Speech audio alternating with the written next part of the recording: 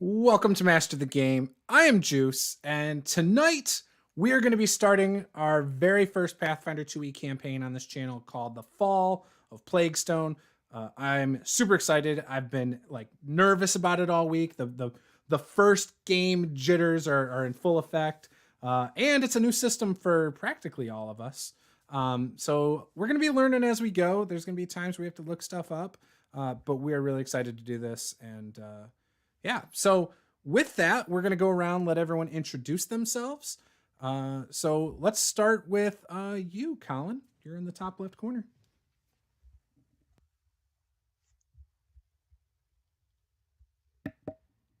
You just introduce yourself. Yeah, no, sorry. I was had the window closed, had to unmute myself. Hi, what's going on? I'm Colin, or Colinomicon on the internet. I roll dice and pretend to be other people all the time, but this is my first time rolling dice and pretending to be somebody in Pathfinder, and I have no idea what I am doing, but it involves rolling d20s and stuff, so I'm kind of familiar with that, not too worried, and, I'm sure with the steady guiding hand of Juice, it will all work out in the end. All will be well. Do you want to introduce characters now, Juice? No, there's a good spot in the beginning where we can do that. Great. Yeah. So yeah, hopefully. So I've read the book a lot, and even today I did some refreshing on some of the rules, and I think I'm okay. But I trust you. Yeah, we'll see how it goes. Let's jump over to the other side of me, to Paula. Introduce yourself. Hello. I am Paula. I have also not played very much Pathfinder. I played a game one time. So we're just gonna, roll dice and wing it and see how it goes. And I am sometimes on this channel painting miniatures and playing other miscellaneous people from different systems and different worlds. True. Yes. Yeah, we paint minis on Wednesdays, and she plays in a bunch of other games. So let's jump down to Bill Allan. Hello, everybody. It's me, Bill. I'm very excited to be playing Pathfinder because I'm almost always the game master, so it's fun to be able to play, and I'm looking forward to playing with all these people. And every time I have a question, I'm just going to ask Draven to explain it to me, because I don't know Pathfinder either. Woohoo! That's the best way to play, though.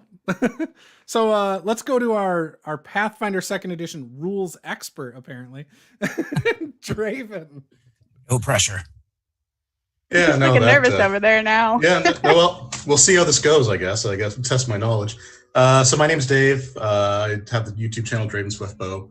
I do review Pathfinder 2e stuff, and I've been running it for once a month for the last year or so, with a few breaks from the pandemic. So I'll do my best to interpret the rules correctly. Sounds good. And I have no problem with you correcting me. Don't worry. I say that now. Uh-oh. No. Yeah, I'm not going to push it too much. All right. And then last, but certainly not least, Dave from Nerdarchy. Go ahead. I am also super excited to have Bill Allan playing a game tonight after seeing his tweet storm and being excited to play and not be the DM. But I'm Nerdarchy Dave, and I make videos about D&D mostly. Sometimes we talk about other things too. We also have a website where we put up articles all the time. So that's what we do. And I'm also excited just to play too. This is going to be fun. I want to blow things up. Fire! I fully expect every town, to just be a burning mess that you guys touch. So, hopefully not too much, because, So yeah, we're mostly new. Excited to have you guys with us. Before we get in, I do want to propose something that we've thought up and thought was pretty cool. You can actually buy hero points for the players. We are going to be using a little bit of some house rules here too. But if you want to use Super Chat to purchase a hero point for someone, it's $5, $10 for a villain point. That's something I can use against the players, which I would love if you'd give me some of those. And then $20 will get you 5 hero points that you can allocate to one person or split it among the players, however you want. Now, we're using the normal rules for the most part. If you spend a hero point as a player, you can do a reroll, but you have to use the second roll. Also, we're doing something a little bit different where if you are dying, obviously if you spend all your hero points, you can get back up. Or not back up, but you're stabilized at 0. You do have a wounded level, though, if you do that. But if you have 5 hero points, you can spend them to basically get back up with 1 hit point, and it removes all wounded and dying conditions. So that is a house rule right there. And that's to get you back in the fight, basically. And yeah. And so then the other thing is with 5 hero points, you can spend that for an automatic critical hit on any enemies, or you can impose an automatic critical failure on whichever target or enemy on the field you want. So in another game, I could see players using it against players, but in this one, hopefully we're not like that mean to each other. We're all best friends. So yeah, that's a fun little way you guys can contribute if you want. But everybody does start off with 1 hero point. So keep that in mind, guys. You can use that again to be stabilized at 0 or to re-roll any roll that you don't think is good enough. Okay. So your characters have been traveling south by southeast from Eladir, the capital of Isgur, to Almus, the capital of Andoran, on a road between the Apsodel Mountains and the Five Kings Range. You're taking this road because Bort, the owner of this 6-wagon caravan, has been using this for years to avoid going through Cheliax. It's basically the safest route. It's slower than most, but it is the safest route. Again, the caravan consists of 6 wagons. You guys are in the last wagon with the cook and other travelers, other passengers. The wagon in the front is where Bort resides. He lives in there. And the wagons in between just carry supplies, basically. You probably don't know exactly what's in them. You would assume some trade goods and just supplies for the road. None of you are particularly familiar with Bort, and you don't really know any of the Teamsters on board either. You obviously hitched a ride for various reasons. Most of you, we have decided you know each other. I don't know if we decided if Draven knows the rest of the party. Do you want your character to know the rest of the party? I'm good either way. Okay. Yeah. They did think up that you could possibly be like a ticket taker, because they are basically part of a traveling carnival that's trying to get started. So if you wanted to be a ticket taker or their muscle man or whatever, I don't know what your character's strengths are, you could totally slot into that somehow. Yeah, I guess I don't mind doing that. The character has some background in showbiz, so that might work. Perfect. All right. So basically, you guys have been traveling for a few days. You believe you're about a day. It has been 3 days since you left Eladir, climbing into the back of one of Bort Bargith's wagons, bound for the faraway Andoran capital of Almus. The smiling caravan master cut your travel costs to only a handful of coppers, so long as you promise to protect the wagon should any trouble arise. Fortunately, your journey through the hinterlands of Isgur has been quiet, even if the ride itself has been far from comfortable. As you broke camp this morning, Bort announced you should arrive at the town of Etran's Folly by nightfall, and he promised a comfortable bed for the night as a reward for a long day's travel. The caravan's teamsters shared a chuckle between them, trading knowing glances and subtle nods, but soon enough you were on the road again, the wagon bouncing and creaking along the uneven trail. With that, so again, you guys have been traveling for 3 days. You're in the last wagon.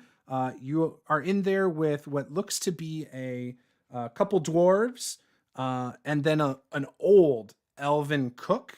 The elven cook is a little bit preoccupied going through spices and herbs that are in like this little rack in the corner. The 2 dwarves pay you guys no attention. Or I'm sorry, the dwarves are not there. I'm sorry. You have some other like commoners that are kind of traveling that have been hitching a ride. And again, they're all just pretty quiet in the back here.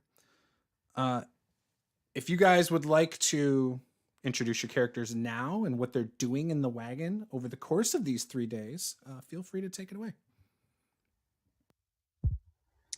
There's a cook, you say, back there. Yes? Yes. He's not actively cooking, but over the course of the 3 days, you do know that he actually has a way that he can cook while you guys travel. He actually brewed a stew a couple days ago off the back of the wagon over some hot coals. I'd like to speak with the cook. Whatever the cook's doing, I want to just kind of hover over the cook's shoulder. Perhaps if the cook is near some of the supplies or non-perishables or what have you. Just really violating personal space of the cook.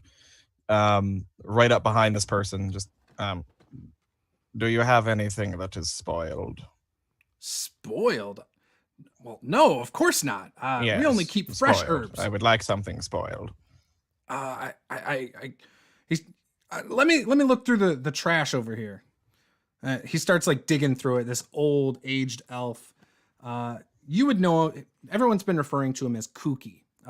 Every now and again, behind his back, you've heard some people call him Cocky, because Cocky. Yes, because one of his ears has been severed. And so he always is cocking his head to make up for that and hear with his other ear. Would you like... I see you have injured your ear, and I can empathize. Mine do occasionally fall off.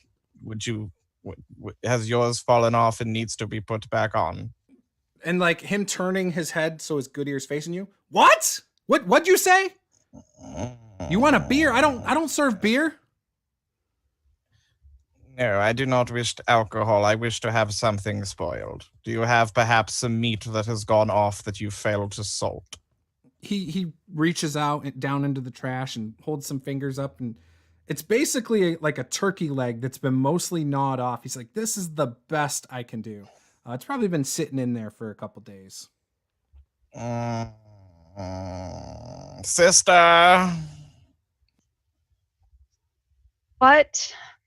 The cook does not have anything to satisfy the rumbly in my tumbly. Well, we're supposed to be somewhere soon. Maybe they'll have something there. I do not wish to travel in this wagon any longer. It's very rough on my rumpus. Well, you could walk.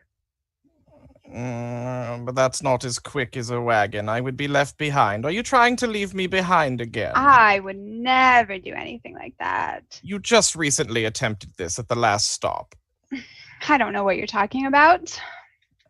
Don't think I don't see, sister. You are ashamed of me. You think me a freak. Muriel actually kind of just shrugs him off a little bit. She's currently sitting in the back of the wagon, her legs outstretched, and she's polishing her sword, just kind of letting the time go by.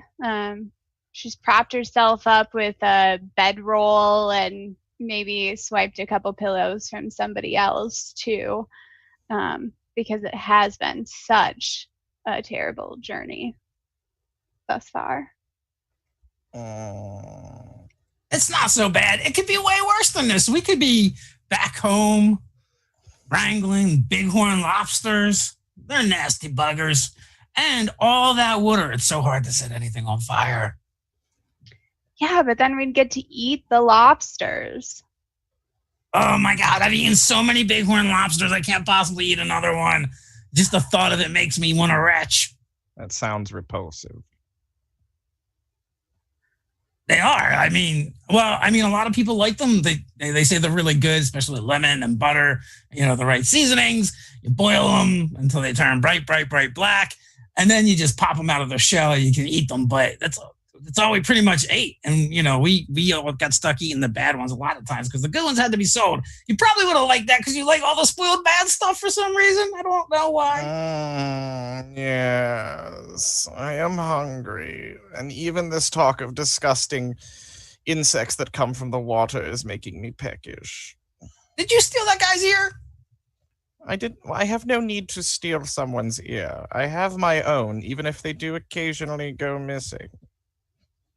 Well, I know every time we pick up the body parts that fall off, you're always retrieving them from us. Even when we find them fair and square.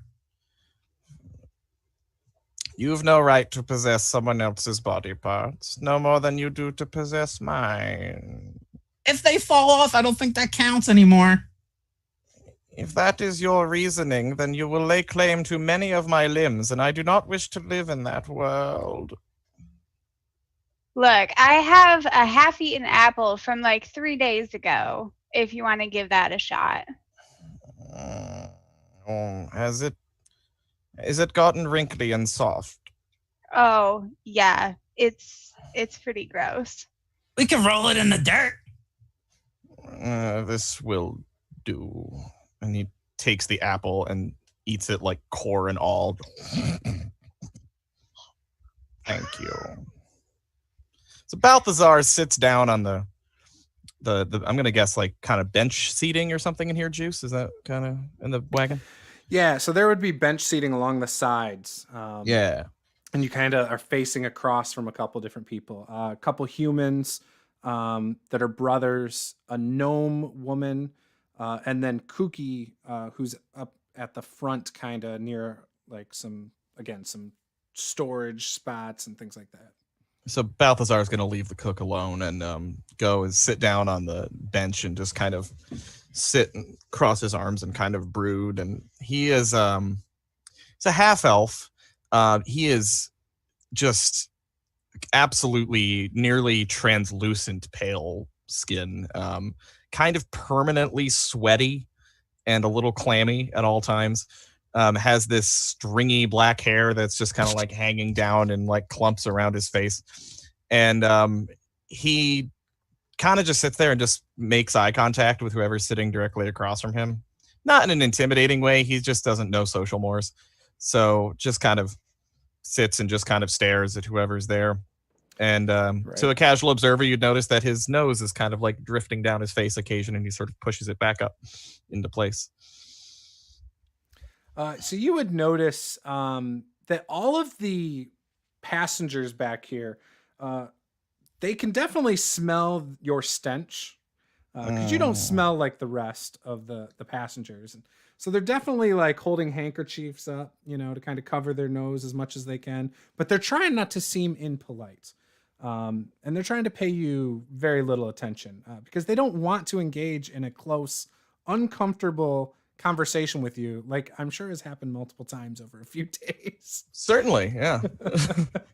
I'm sorry. Would you like me to move to the back of the caravan, away from my smell? Kooky seems to hear that perfectly and says, "Oh, that would be fantastic. In fact, if you want to hang out back with your sister, that would be great. Go spend some time with her."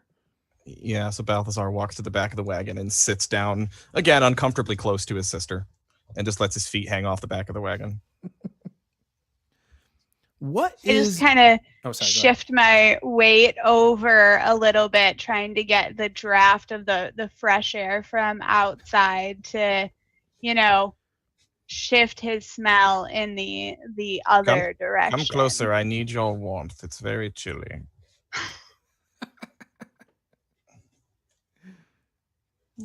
If you're free to move on. He's just gonna kind of snuggle next to his sister. What is Durgan doing? So Durgan, assuming that conversations like the one that just happened are nothing unusual for the last few days of travel, I will actually be on the outside of the wagon, moving alongside of it.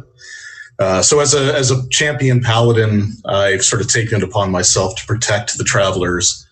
So I'm just sort of keeping a vigil and looking out for anything unusual, ambushes or creatures along the side of the road. Well, making sure to avoid the back of the wagon so that I don't catch the stench from Balthazar. Yeah. Do me a favor. Give me a perception check. Okay. 18 plus 4, so 22. Okay, I will take a note of that. 22. Okay. All right. And then what is Scrim doing? Brother, look what Scrim found outside. Look, a new friend. Scrim will call him Scully. He has Harmon-sized head. Look. Oh, look. Is it hollow? Is there space inside? For surprises? No, brother will not use Scully as bomb. Scully is new friend for Scrim. Little one? Scrim found him in the forest on the floor, covered by dirts. All right, well, I'll leave it alone for now. Yes, Scrim will go back outside and do scouting. Wagon is boring and there is something stinking. Yeah, there's always that. But I got all this alchemical stuff, so I just sniff this instead. It just clears the sinuses right out. Scrim will go outside. It's too stinky in Wagon. I imagine Crick sometimes gets a little lightheaded over there. Maybe most of the time. I love it. Balthazar sees that skull and like a single tear runs down his face. It's beautiful. Thank you for showing me that, Scrim. Scrim, do me a favor. Make a perception roll as well. Scrim has 21 total. 21 total. Okay, cool. All right. So you hear from up above, a few wagons ahead. Up ahead is Plaguestone! Kelderan shouts from the front of the wagon. No sooner does the call fade from his lips than it is overshadowed by a series of long, mournful howls, emanating from the woods to either side of the caravan. Moments later, you hear cries of panic as a pack of mangy wolves descends from the forest with teeth bared. So, with that, Durgan and Scrim, you guys got the drop. So you see that the wagons have started to be surrounded by wolves. And you can actually tell that the wagons, the wolves have like a swarm of fleas around them. So you have about 3 descending upon this back wagon, but there's another 9 that are kind of surrounding the front wagons. First, we're going to use your rolls that you did before as your initiative as well. So we'll just stick with what you had. Everybody else, you're going to roll. Is it typically perception is your roll for initiative as well? Typically, yeah, unless someone's trying to like sneak or scout or stuff like that, you might use stealth. Okay. But yeah, in general, it should be perception for the player characters most of the time. Excellent. So the rest of you roll perception then. Want to put them in chat, Juice, for your ease? Yeah, that'd be perfect actually. Cool. All right. And then, like I said, Durgan and Scrim are actually going to get to go first automatically.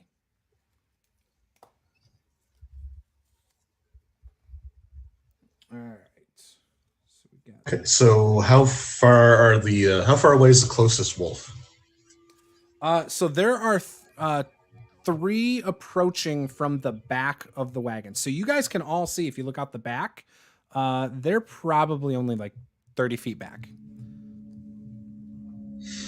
Okay. So I will sort of move up. I'll move up to the closest one that I get to. So I have a speed of 25. Okay. So that would be 2 of my actions in order to move 30.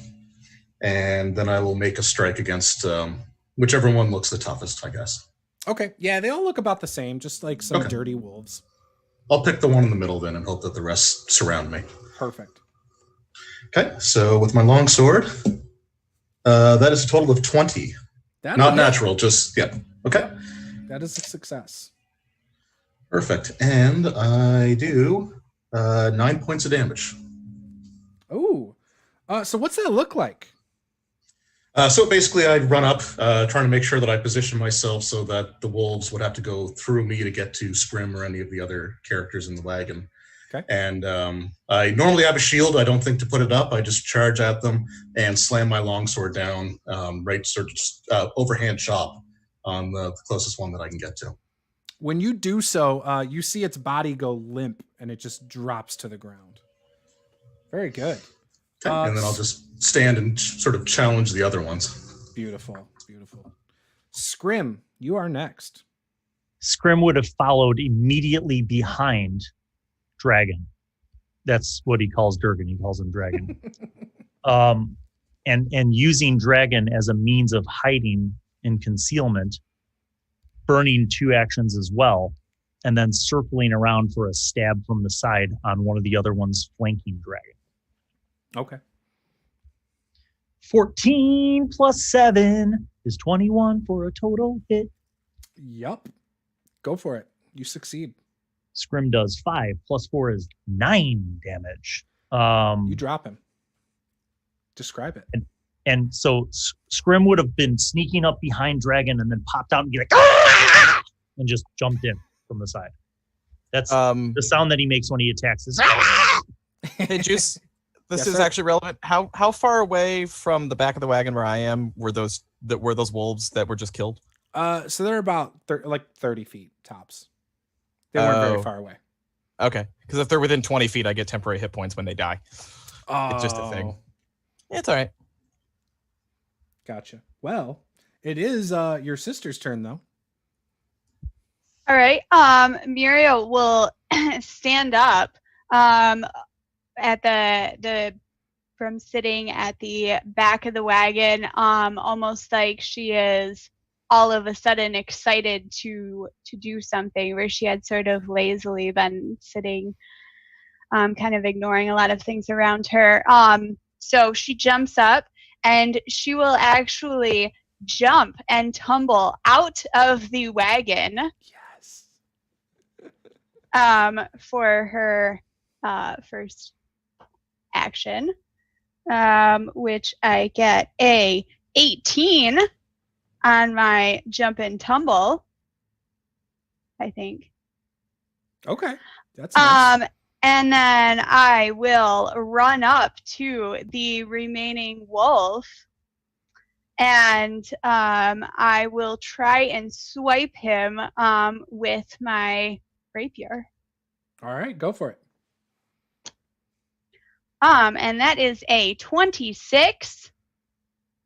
That's a critical hit. success. Ooh.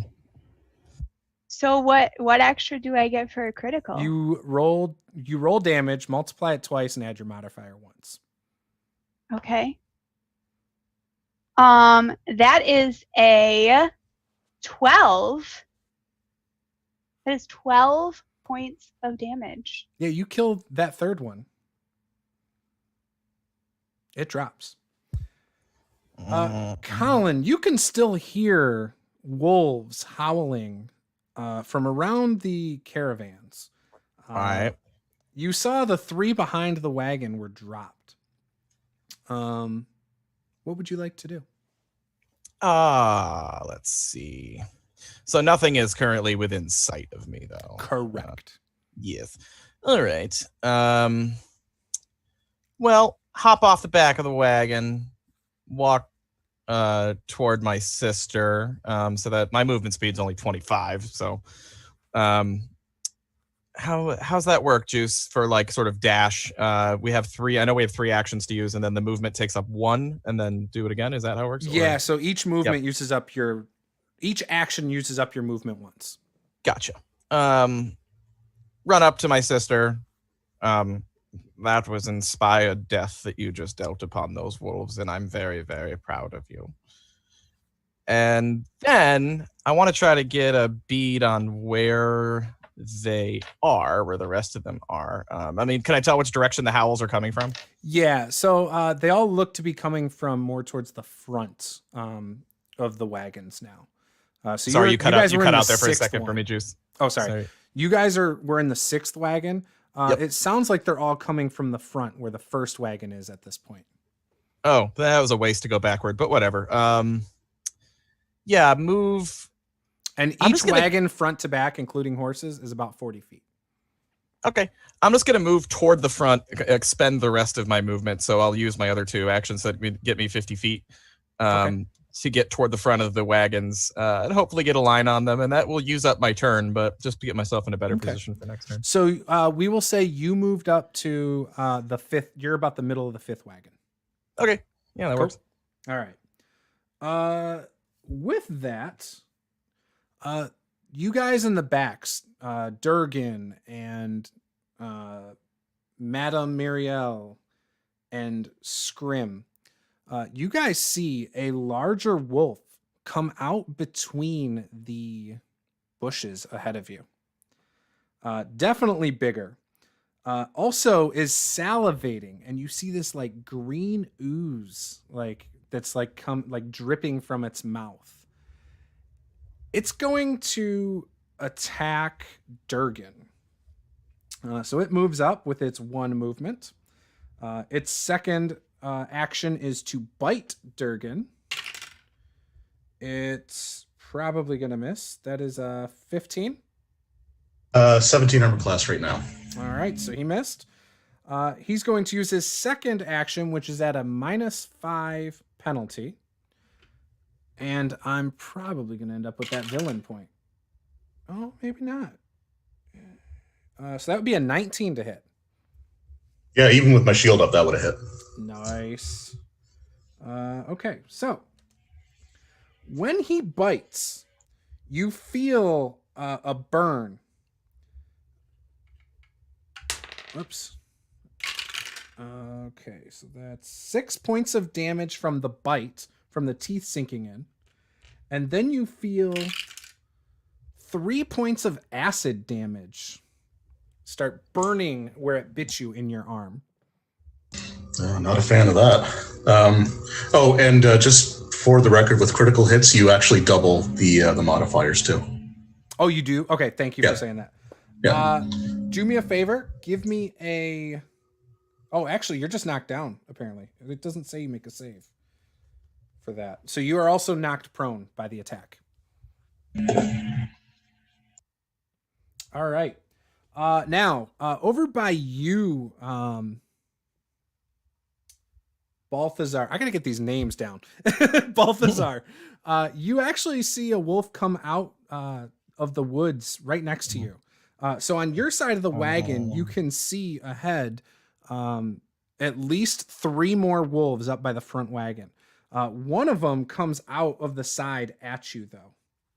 And he's going to use his 1 attack to bite at you. That's probably not going to do it. That is a 12. No. Okay. And then he'll use his last action to also attack. That probably is going to do it. So that's 19 minus 5 is 14 plus modifier is 20. So he will definitely probably hit on you. Yeah. All right. So you're going to feel a piercing bite into your arm as well. You also have to make a fortitude save. Gotcha. That is a 18 on the die, and 24. Okay. You are fine then. So when it bites you, you can see all sorts of little fleas just covering spots on this wolf. As it bites into your arm. And it is now Crick's turn. Beautiful parasites. How much damage did I take, Juice? Oh, sorry. 6, I think. 6? Yeah. My D6 says 5. I don't know if I ever said that to you. All right, Plus 1. gotcha. All right. I get to blow stuff up finally. And I start mixing liquids in a couple vials and take one of them and chuck it at the big wolf. Yes. Okay.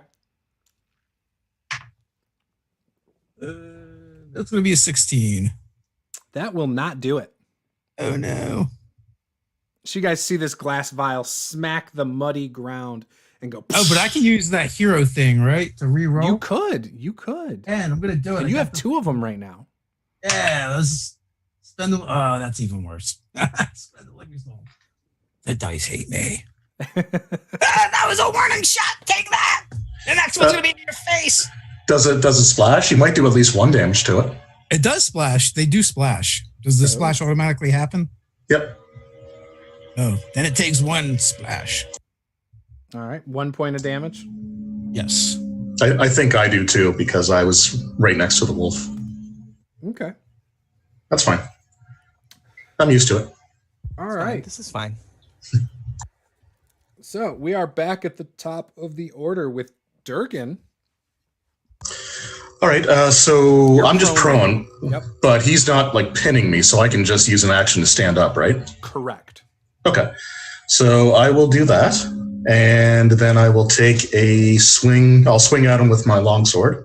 Okay. So as I get up, I'll just bring it down, try to get him right in the face with it. 17. That will not hit. Okay, and so then I will just sort of reverse grip and come back around again at the -5. So this is kind of a long shot, but we'll try it anyway. How about 18? That will hit. Okay, so I deal 10 points to it. Oh, nice. So when you hit him, you can see like his head just kind of jerks to the side and this acid just starts dripping, like flying out the side of his mouth. And he is not happy. And that was all your actions, correct? Yeah, that was all 3. So okay. That's the end of my turn. Yeah. Hey, real quick, Durgan, you do not take 1 because as a bomber, I can choose to have it only splash the intended target. Oh, nice. Oh, awesome. Cool. So I'll put that point back then. It is Scrim's turn. And Scrim, you can tell, like, the smell of these things, it's like one of the worst smells you can think of. It smells almost like what the Balthazar smells like, just rotting death. These kind of smell like a mix of that with wet dog. Like, it's just this putrid, rancid, nasty smell. It's beautiful. Okay. Just to be clear, the big wolf is still on top of Durgan? It's right next to him, yes. Okay. So I am going to move to the opposite side of it, and then I'm going to stab it with my most sneaky of sneaky attacks. Okay. 14 plus. So you're flanking it, correct? Yes, I'm on the 180 to it, so I will be able to get my sneak attack damage as a rogue.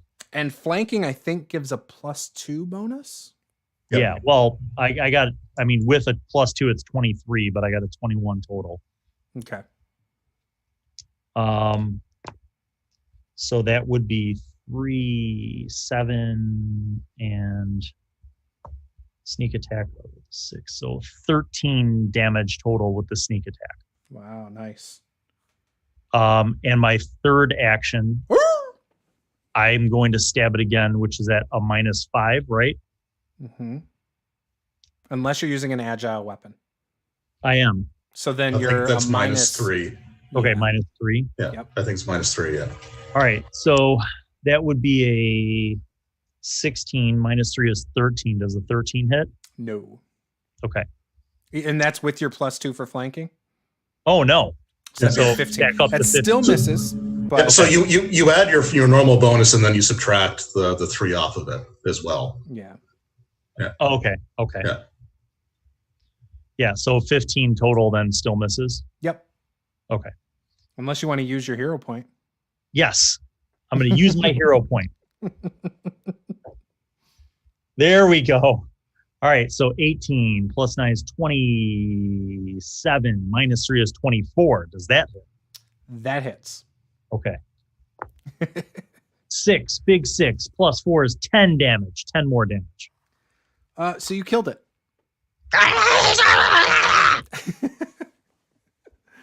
So I imagine this goblin like just going and keeps stabbing and stabbing and stabbing even as it falls. And Juice, here's what I'd like to do if you don't mind switching back to the full screens. Mm-hmm. Oh yeah, my bad. I'd like to describe how this comes out. So, seeing that Durgan was knocked down by this dire wolf, Scrim sneaks around to the side of it and goes, There's no business like show business. There's no business I know. I love it. That is beautiful. That's what Scrim does. All right. So when this big one dies, it yet lets out this yelp that sounds so sad. Like you almost, some of you who tend to care about animals might actually feel a moment of sadness for this thing. Madam Muriel, you just watched the big one die. All the other 3 over there are dead. And you turn around, you can see your brother has one that's biting at his arm. So seeing my brother obviously having trouble fending off this wolf, I shall go and save him. I will run. How far could I get? Can I get up to it? So he said he was about 50, so probably 45 feet away. So you might have to use a couple movements. I definitely do. Yeah, I would have to use 2. So I will actually I'll use 2 movements. I'll run up there, and I will go ahead and try and swipe at it with my rapier. Okay. And that is an 18. That'll hit. That is a whopping 3 points of damage as I slice through its tail. Oh, aim for the tail. Low my blow. tail. Yeah, tail falls off. No problem. All right. And it is now Balthazar the Bastard's turn. Sister, these animals are no threat, see? And he reaches forward to pet the puppy in front of him. But I'm actually casting Chill Touch on it, so. And I got a natural 20. Oh, yeah. So that makes it jump up to a crit. It would have been a success probably, but it'll jump it up to a crit. Right. So how's that affect damage in the system? So roll and then multiply by 2, including your modifier. Great. Oh, wow. This is going to be actually a decent amount then. So that's a 3 on the D4 times 2 is 6. And then my spellcasting modifier is a 3 also multiplied. So is it 12 damage? So, yeah, what's that look like as you kill it? Balthazar reaches forward to just pet the puppy, and a ghostly skeletal hand extends from his hand, strokes across the puppy's head, and then crushes it. And this happens to Balthazar a lot, and he's very sad. And as it dies, I'm going to use my reaction to use Death's Call, which is one of my focus spells. So when a living creature within 20 feet of me dies, I get temporary hit points equal to its level plus my spellcasting modifier. Okay. So, but it also makes the effects of my oracular curse worse. So, yup. I don't know where my pen went. So that would be, I don't know what its level is, Juice. What's that? I have no idea. The creature? Yeah, the creature. It says -1. What? I'm just saying, it says -1. Okay. Whereas the other one was a 2. You get no hit points. Well, it's plus my spellcasting modifier, so I get 2. Oh, okay. I get 2 fucking hit temporary. They're probably all those people that are going to play, oracles in 2 years. No. They somehow knew, bastards. So I get 2 temporary HP, so that's fun. And so he accidentally kills it, and then its life force drains into him, and you see like his ears start to kind of like slump down the side of his face. He's like, "Oh, it's happening again." When you look towards the front of the wagons, you can see the wolves look to be retreating into the woods. I believe you still have 2 more actions, though, right? Or 1 action?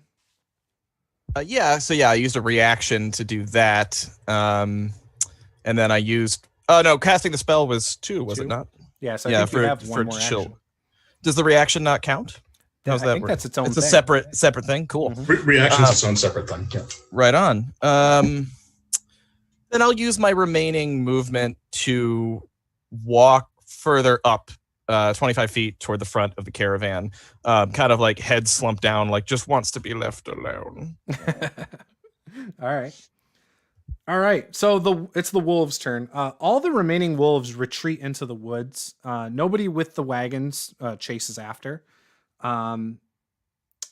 With that, do any of you want to try and chase after them? Not particularly. They're really quick. Unless you guys have a 35 speed, you probably won't catch them. I am slow. Goodbye, puppies. Okay. I'm not super interested in chasing after them, but as they begin to retreat, I will yell after them. Yeah, you run away. You know you can't take us. I love it. So Balthazar took damage, right? Yeah, I took a hit. Okay. So just once we're out of combat, I'll go up to him and use my lay on hands on him. With that, we are out of combat. Okay. So you get 6 hit points back, and then I want to spend the next 10 minutes refocusing to regain my focus spell. Okay. That's exactly how much I lost. So thank you for that. Okay, there you go. Back up to top. Crick will hop out of the wagon and make his way over to one of the bodies, maybe the big one. Okay. That went down, and grab a stick and poke it. Yeah, it's a big one. It's laying on its side. It's probably as tall as you. When you poke it, you can see some more acid drip out of its mouth. Acid dripping out of its mouth, and you said there were like fleas all on around. The smaller ones, yes. The big one does not have any fleas. I do not think we should eat this, brother. This meat smells like the stinking man. No, but I think he might eat them, but I don't think he should. They're kind of nasty. That's when you realize Balthazar has been standing directly behind you. What's kind of nasty? You're always looking for rotten things to eat. Yes. These look rotten and full of disease. They do, don't they? Let me just move aside a moment, please, Crick. Yeah. And Balthazar kneels down next to the dead, nasty-ass wolf and just kind of gets a whiff of it. And I actually would like to try to do some manner of check here to kind of determine what's going on with this thing. Okay. Why it's all so. Let's nature, perhaps. Which one are you checking? The big one or the small ones? The biggin, yeah, the biggin that Yeah. that Crick was looking at. Yeah, you could do a nature or even maybe an arcana. I'm better at nature. Okay. There's the first natural one. I mean, it smells like the stuff you typically eat. I would like to take this with us. Yeah, hold on a second. Let me see if I can get some of that acid out of there. I want to milk the acid out of it. You can't milk a wolf, Crick. Everyone knows that. Almost anything can be milked. Look, you're not bringing that with us. I mean, it smells disgusting. It is not going anywhere near me. I mean this sincerely, sister. Does it smell any more foul than I already do? Look, that's beside the point. I don't need any more reason for something to stink up any area near me. I'm working on a perfume bomb. I'm gonna get this fixed. Good luck milking the wolf, Crick. I'm rooting for you. So let's see. What would be a good skill, do you think, Dave, for trying to get some acid out of this wolf? For milking a wolf. You mean I there's can't no... believe they don't define that in the rulebook. Like, come on. So if he's The hell actually with this trying to game. milk it from its teat, I mean, there's nothing that's going to come out of there. Listen, No, I no, was no, I'm told trying to Pathfinder has a get it from mechanic its for mouth. everything. If he's Where trying is to the milk wolf? it like a python, like the venom, that's different. Yeah. I mean, I don't know. I would go with either like crafting alchemy. I assume Like an he has alchemy that thing, skill. right? Yeah, that Yeah. makes sense. Yeah, that's kind of I- what I figured. Either that or survival for being able to cut it out properly, like the glands, Oh, without yeah. damaging them. There makes you sense. go. Mhm. I Or like the medicine. survival. And medicine. Yeah, that's the other one. I do not like the was survival. Give us a survival check, Dave. That's perfect. All right, I rolled a 2, so that is a 1. Oh, okay. So give me a reflex save as you try to dodge out of the way of the acid getting All on right. you. Oh man, these dice are not being kind to me at all. I'm good at reflex, but that's a 12. So you're gonna take 4 points of acid damage Ow. as you're trying to like get a vial up under there. It's not in the right spot, and you're like Yeah, trying to yeah. hack things out and everything, and it just like drips, and you like try to move your hand, but it burns your hand really bad. Oh. Sorry, I should have stopped after craft alchemy. All right. Don't try and milk them, whatever you do. I also want to go up to Scrim and just like kind of put my hand on his shoulder and thank him for showing the heart of a true warrior. Even Yes. though it was a little unsettling to watch, it was nonetheless effective. Yes, Scrim is happy to help Dragon. Scrim helps friends. Yes, Well, Scrim Scrim, tried to- Scrim was a great help. Scrim tried to tell listen, my Frick. brother cut the heart out of all kinds of things, and enough time goes by. Scrim is going to look without touching,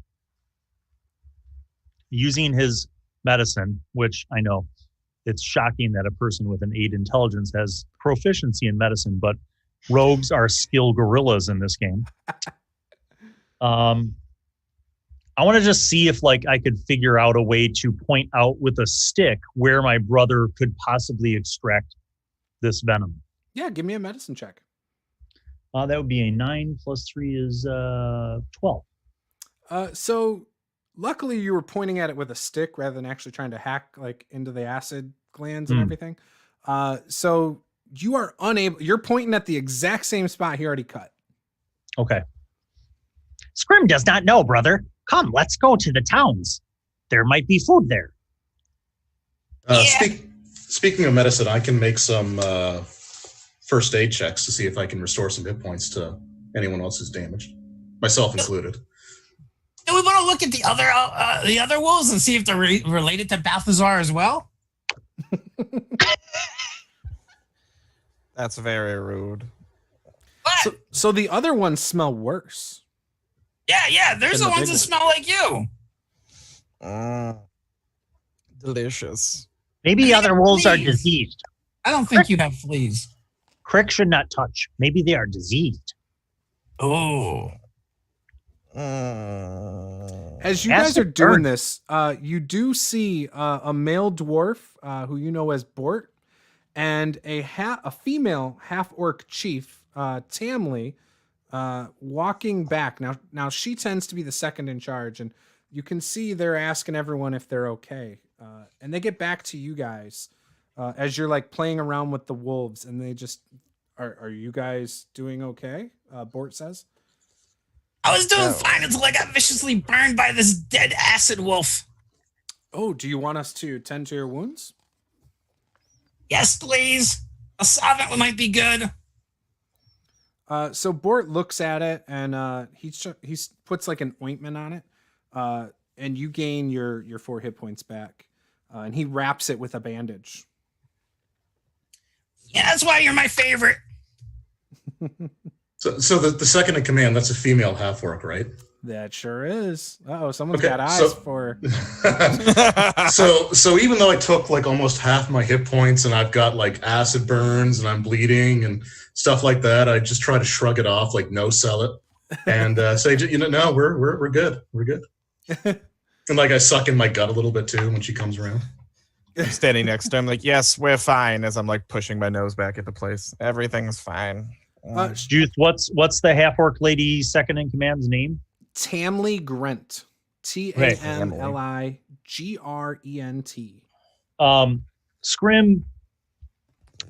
Scrim is always trying to please others, and it's important that Durgan is recognized for his authority. So Scrim goes up to Tamli and says, just like kind of quietly, and is like, Durgan is being proud man. He actually slayed all the wolves by himself. deception check? Yes. Scrim's enormous deception check results in a 20 total, dirty 20. She looks at you and she's like, well, clearly he's the greatest warrior of you all. Yes. She's buying what you said. You can tell she actually gets a slight smirk on her face. Almost like she's happy to hear that another half orc has represented very well back here. Thank you. What was your name? Scrim, you said? I am Scrim. Ah. Goblin wingman. Nice. Scrim does a backflip. Yeah, the ultimate wingman. That's a 17 on the backflip. So because of your propping up your fellow party member, I will give you 1 hero point, Scrim, for your selfless act, your heroic deed. Hell, I'd give him one of mine if I could. So Tamli then continues to do what she was doing. She's inspecting the wagons as Bort is, still making sure everyone's okay, and he gets into the back of the final wagon and makes sure everyone in there is okay. And Tamli turns to you guys and says, "Oh, this is a problem. The wagon has shifted off of the road with the sudden stop due to the wolves, and it is stuck in mud right now." And she says, Ulf, get back here right now. And you see 2 humans that look kind of disgruntled come back, and you guys need to figure out a solution to get this wagon back on the road. Precious time's a wasting. Get to work. And you can tell she's more stern with them than she's been with you guys or any of the other passengers this whole time. And she turns to you guys and says, do you think any of you might be able to help them come up with something? Dragon can. I immediately offer to try to lift the wagon. Oh, I like your thinking. Anybody else? Probably going to need more than just one of you. I mean, I am frail and occasionally my limbs fall off. I don't think I'm best suited for this job. Juice. I'm really tired after having to, fend off some wolves. I don't know if that would be the right thing for me right now. I think I really just need a small break. Juice, I would like to utilize a skill which, to be honest with you, I thought would never come into play, ever. Okay. And that amazing skill is circus lore. I would like to use circus lore to see if maybe in our travels this situation has ever happened, and if Scrim could remember how they got a stuck wagon out of a rut. Okay. And I'm pleased to inform you that the roll is in fact a 19, plus 2 is 21. So you think with dragon lifting and you using a lever, a couple pieces of wood and maybe a log, you might be able to lift it and push it at the same time. So yes, we'll actually allow that. But you know that it's probably got to be someone like you that's working the lever while, dragon is lifting. Yes. Scrim will find woods. So what This else? is perfect. Oh, I sorry, begin hopping back and forth from foot to foot. I got a plan. I will put a explosives under the wheel in the mud, and I'll ignite them, and it'll blow the wagon out of the hole. Tamley says, don't let that one think. I love his enthusiasm, but he probably should not be in charge of this plan. You could blow up a couple of trees to get the wood to lever it. Maybe he could help with the lever. Maybe him and his brother can help. Oh, that's like manual labor. That's not really my thing. Well, more people to help, the better. But if you don't want to, then I'm not going to force you to. So what I need is an athletics check by Durgan and Scrim. Okay, so I got a 19 total. Okay. I will be using the hero point to remove the failed one that I just rolled. Oh, that's a good idea. Hey, you're about to be out of hero points over there. Yeah, I know, but it was worth it. All right, 14 plus, what'd you say, athletics? Yes. Ooh. All right, 16 total. Okay, so you're lucky. You both made it. So Durgan's trying to lift. It's not going anywhere. But once you see the little tiny goblin start to put some weight on this wood and lift it using the lumber, it actually gets it back on the road. And the horses are able to pull it the rest of the way. And Ulf and Ulf are able to also help guide it back on the road. And everyone around, like Boar and not the half-orc woman, but they start clapping like, yeah, they're really excited. Yeah! Well, I wish I could remember what that reminds me of. Beavis. Yes. Yes, it is Beavis when he's on his sugar high. I am Cornholio. I need to keep you in my bunghole. When he has too much sugar, that's what he does. He's like, ah. Where I come from, we have no folio. Teepee for my bunghole. I love it. So yes, the wagon gets back on the road, and you see right after Bort is like, "Are you okay, Durgan? You didn't hurt yourself lifting that, did you? You're good?" So again, I try to pretend that nothing happened, but I'm pretty sure that I ripped open some wounds as I was straining. So there's like some pressurized blood sprayed out a little bit, and it's like, nope, I got it. Nice. And I'll actually try a medicine check on myself to bandage up. All right, cool. So then Bort goes around asking the rest, and Ulf and Ulf like act like they're nursing like these major wounds, like their backs are thrown out or something. One of them has a tiny scratch on his arm that he's holding and requesting medical aid that he probably got from like scraping it on a branch or something at some point in the last couple days. It's probably mostly healed. And Bort's like, "Oh yes, of course." And he starts wrapping them up and everything. And they say, "Well, let's get back on the road. But before we do, I just want you guys to know, Durgan and Scrim, and the rest of your group, when we get to town later, as a reward, I'm going to regale you guys with my great adventuring stories, and I'm going to offer to buy you guys dinner and drinks if you would so indulge me." Chickens? We might be able to get some chicken there. Yeah. Ah. And he says, "So I'm happy to hear that. So when we get into town, I have to take care of some business, but I can meet you over at the feed mill right away." The feed mill? Yes, that's the only tavern located in town. It's the only tavern and inn they have. It's a very small town. Okay. All right, so he goes back up to the front wagon, jumps on in there. All of his companions kind of go with him. If you guys want to do anything with the wolves or anything, you're more than welcome to. No, not even Just from just mourn their passing. That's all. Okay, I was giving you a chance to eat it if you wanted. He was really hoping for it, I'm sure. If I can eat, well, it's diseased. I don't care. Yeah, I'll eat it. Do me a favor. Yeah. I was wanting to do this. Give me a fortitude save. I knew you were. I'm here for you, baby. I give you what you need. That's a 12. So you feel fleas start covering you and biting you. You suffer the sickened one condition. Oh. Honestly, for me, it's pretty baseline. If you scratch them away, you get rid of the fleas. What does the sickened one condition do to me? Sickened. You take a status penalty equal to the value on all checks and DCs.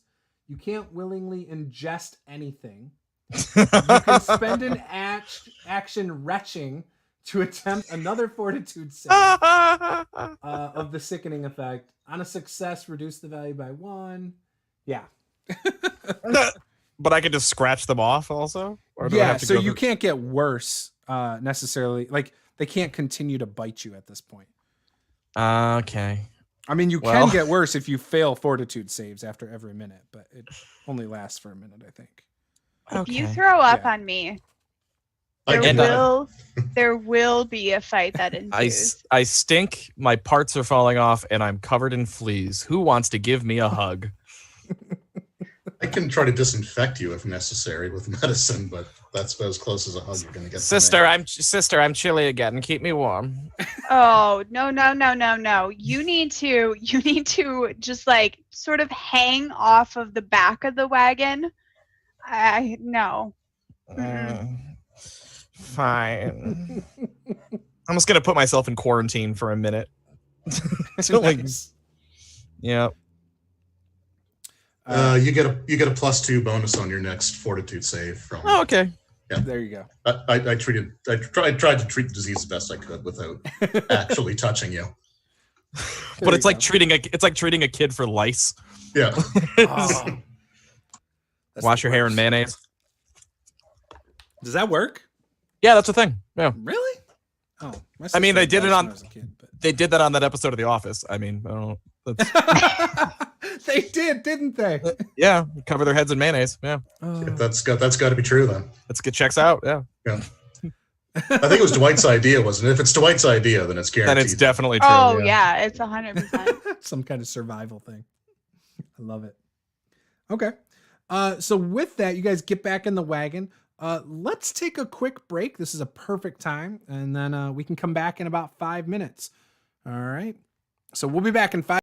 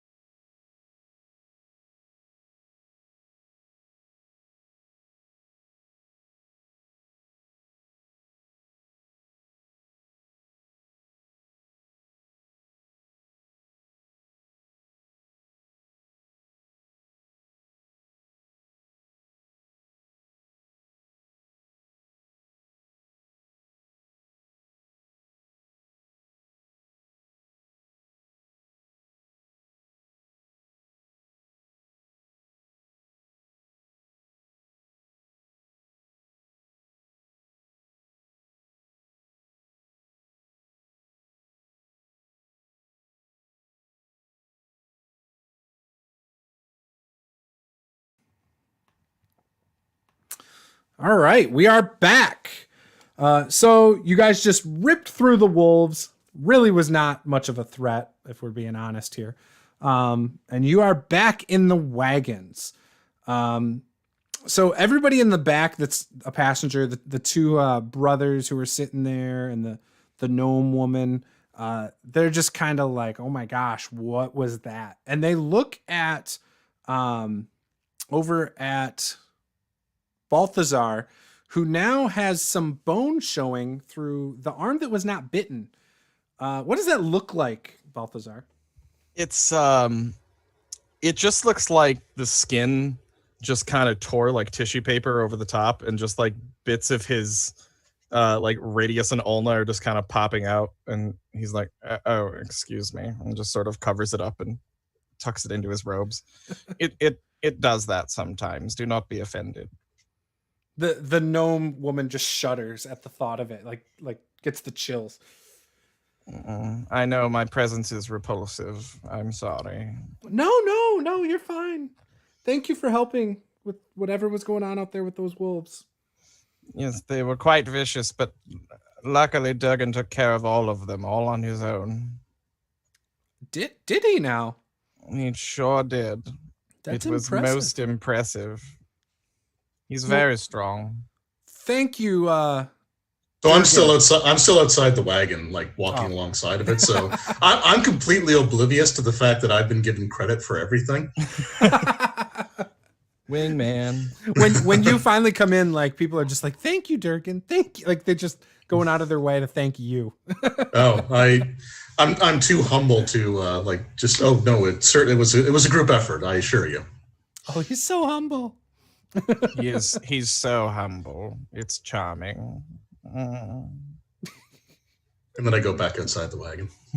Excellent. The entire time, Muriel is just rolling her eyes, upset that everybody forgot about the wolf that she killed.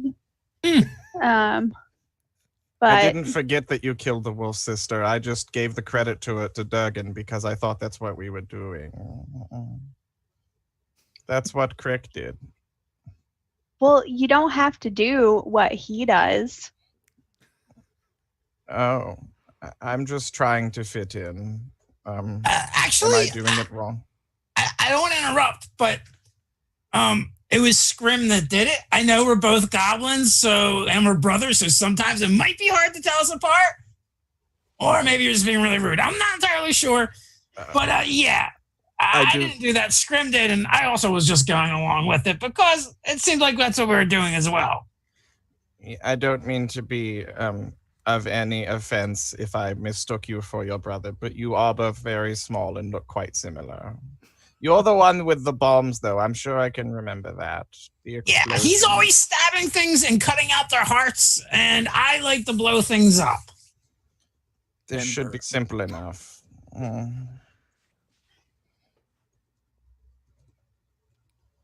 Awesome. Is everyone in the wagon? You won't even know if Scrim's there until he like murders you or something. Does he intend to murder me, Crick? I don't think so. He hasn't done it yet. I think he seems kind of fond of you. He likes collecting the pieces and bringing them back. Is Scrim my friend?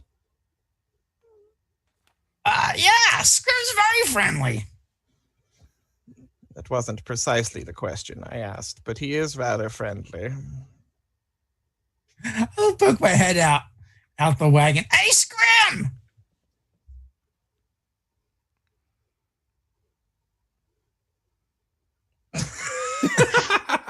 What is it, brother?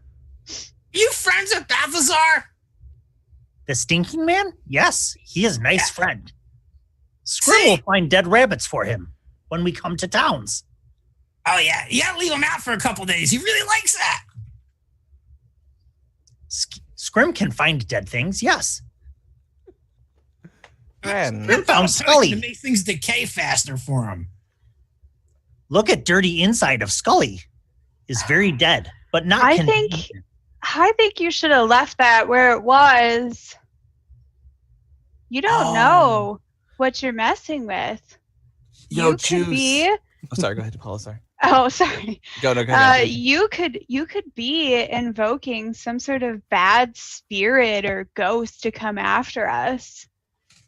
You got to be careful with that stuff.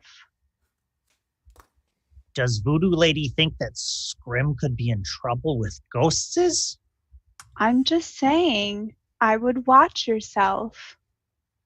Can Madame Muriel read the skull? That would be great. Yes. Can you read skulls, sister? I can. I could tell you You take Scully and read about Skull. its life. Oh, I would like to hear that. That sounds like a good story. Muriel takes the skull. And she begins to what kind of skull was this? An animal skull? A human skull? A human skull. A human skull. Okay, so she takes the skull and she begins rubbing her hand over the top of the skull, and she begins chanting softly to herself, and you see that the eyes of the skull kind of flicker a little bit, and you start to hear around you loud shouts of some sort of person who's obviously fending off some kind of attacker, yelling and screaming. As you're doing this, Kooky, the cook, you're doing this inside the back of the wagon, right? Yes, I am. And I cast ghost sounds. So Kooky is terrified. It's like, where'd you get that skull at? As I notice everybody, kind of looking at us, the second he really says anything, the lights of the skull go out and the sounds stop. And I hand the skull back to Scrim. Get that skull out of here. Do you guys realize what happened here 20 years ago? What happened here 20 years ago? There's a That reason also we sounds call like it a good Plaguestone. story. Really? What's the reason? A great plague came through Etran's Folly and wiped out most of the people in town. This must be one of the people that died. I mean, clearly, why would you find a human skull in the middle of the woods?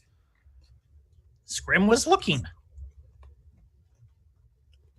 Skulls Scrim? can be found anywhere. Scrim likes to find things. Yes, but really, we're really close to Etran's Folly. Scrim doesn't know this. Oh, I hope you didn't bring some curse on us. Of course. Oh, that would be bad. Do you think perhaps the wolves have plague, and that is why there's acid dripping from their mouths? Acid? The plague has nothing to do with acid. I mean, that was 20 years ago, but nobody had any acid going on. I don't understand that. What was the plague? It was a plague that people got sick and died. Yeah, but did they did they develop like boils? Did they just, Could you describe their wounds in excruciating detail? do their limbs fall off? I wasn't here 20 years ago, but I've just heard it was a virulent plague that nearly wiped out the whole community 20 years ago. They never recovered. Did people still have the plague? No, not as far as I know. In Then fact, I don't know what you're worried about. In fact, the shrine that people used to actually bring food to and exchange it for coin at the shrine, as they'd feed the sick, that's just an overgrown mossy heap now. I mean, they don't even use that anymore. I'm not seeing the problem then. It seems like this plague is long gone. I mean, you're disrespecting the dead by having a skull, don't you think? And just to be playing fair, around with it. She was trying to speak with it, weren't you, sister? Well, of course. We just want to make sure that we lay any spirits at rest. Whatever you do, just keep it hidden. Just put it in your bag. I don't want to see it. I'm really uncomfortable around skulls in here and stuff. That's really weird and gross. That's a little rude. I'm sorry to offend. This is where I live all the time. You guys are just here for a short ride, but I'm going to be here for a long time. So I would just appreciate it if you'd respect the wagon. Scrim, Cookie doesn't like your skull. I suppose you should put it away. Okay. I like it, though, and I would like to talk to it later, if that's possible. I Yes. think it's very cute. You've made a very good friend there, Scrim. Okay. Scrim, why are you hiding?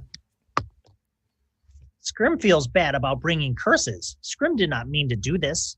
Scrim found Scully sitting on top of the leaves.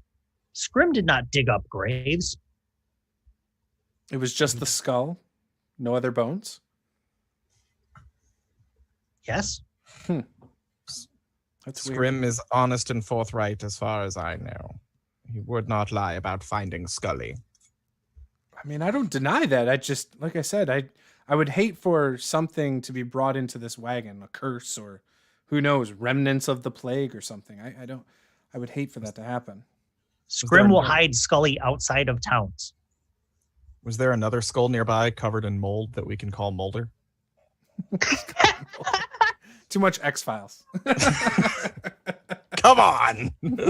Scrim jumps out of the wagon, runs over to a large tree that looks somewhat recognizable. Maybe it has strange limbs or it's missing a chunk of bark. And if it's not, he just stabs into it with his short sword.